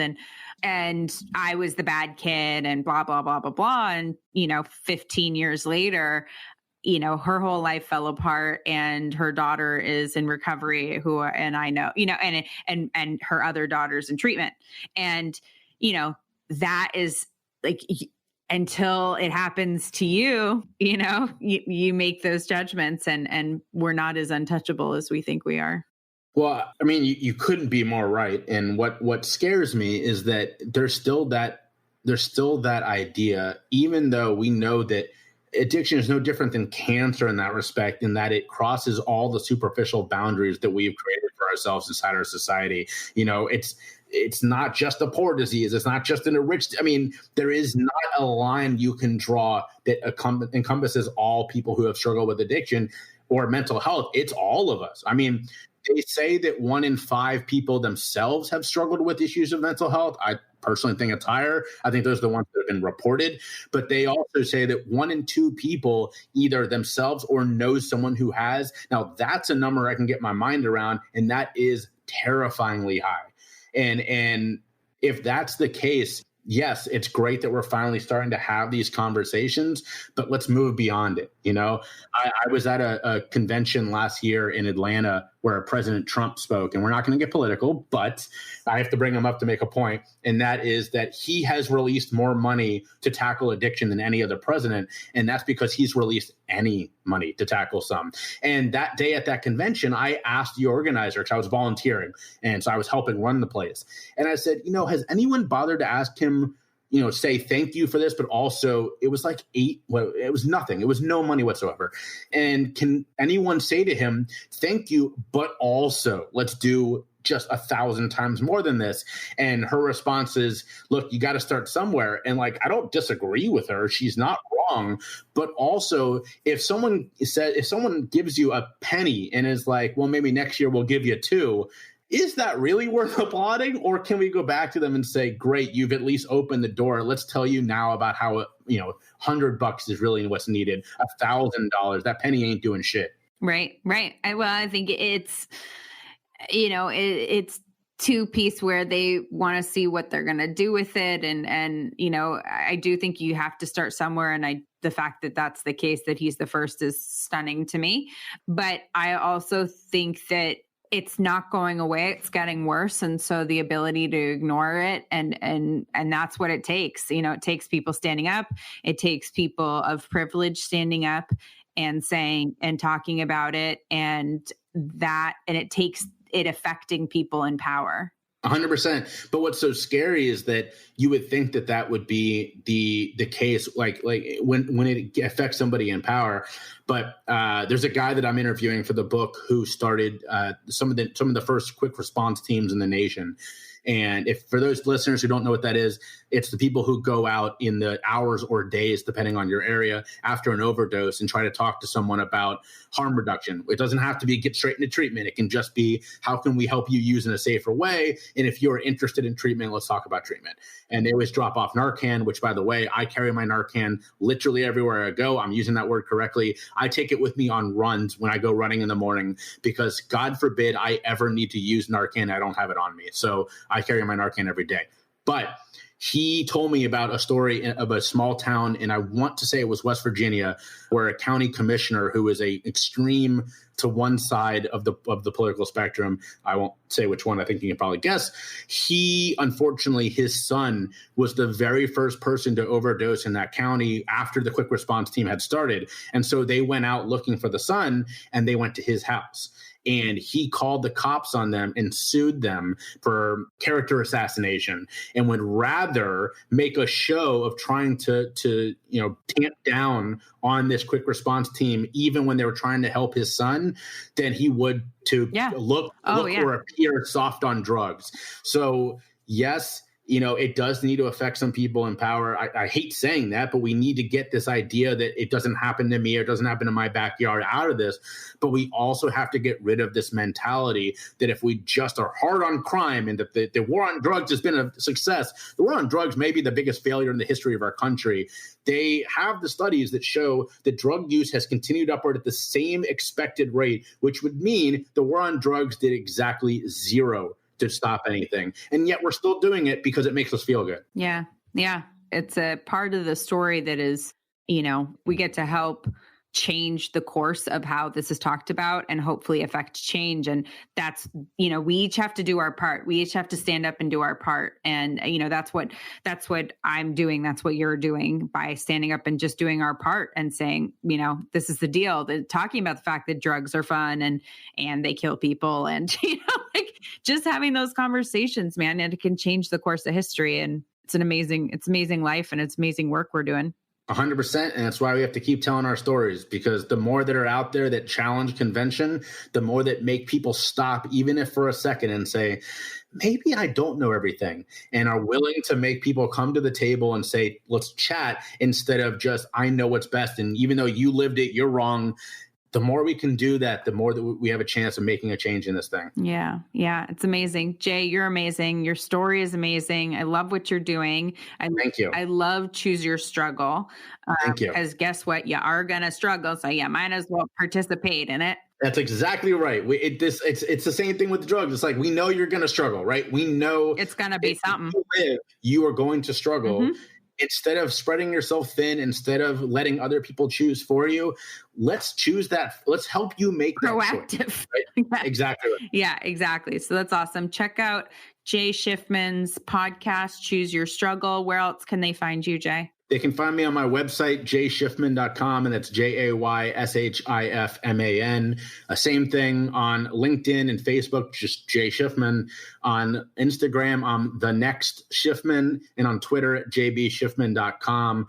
And then my book, hopefully, as long as it doesn't get delayed too much because of the coronavirus, will be out next year or the year after if it gets delayed too much. And that's Profiles in Change, which is going to be stories about people doing new and unique and amazing things on the front lines of the fight against the addiction and mental health epidemic that we're currently finding ourselves in. Awesome. Really awesome. Jay, wonderful to meet you. Well, thank you to you. Thank you to your entire team. I love this podcast. It's one of my favorite. I was telling someone else in your team that, I just discovered it back in like September, October. And since then I've listened to every episode because it's amazing. And I love it. I look forward to new episodes every time they come out. So thank you so much for doing it. Thank you. Thanks, Jay. Glad to have you. Definitely. Right. Have a great rest of your day and keep up the great work. Sounds good. Take care. Choose your struggle. Bye. This podcast is sponsored by Lion Rock Recovery. Lion Rock provides online substance abuse counseling where clients can get help from the privacy of their own home. They are accredited by the Joint Commission, and sessions are private, affordable, and user-friendly. Call their free helpline at 800-258-6550 or visit www.lionrockrecovery.com for more information.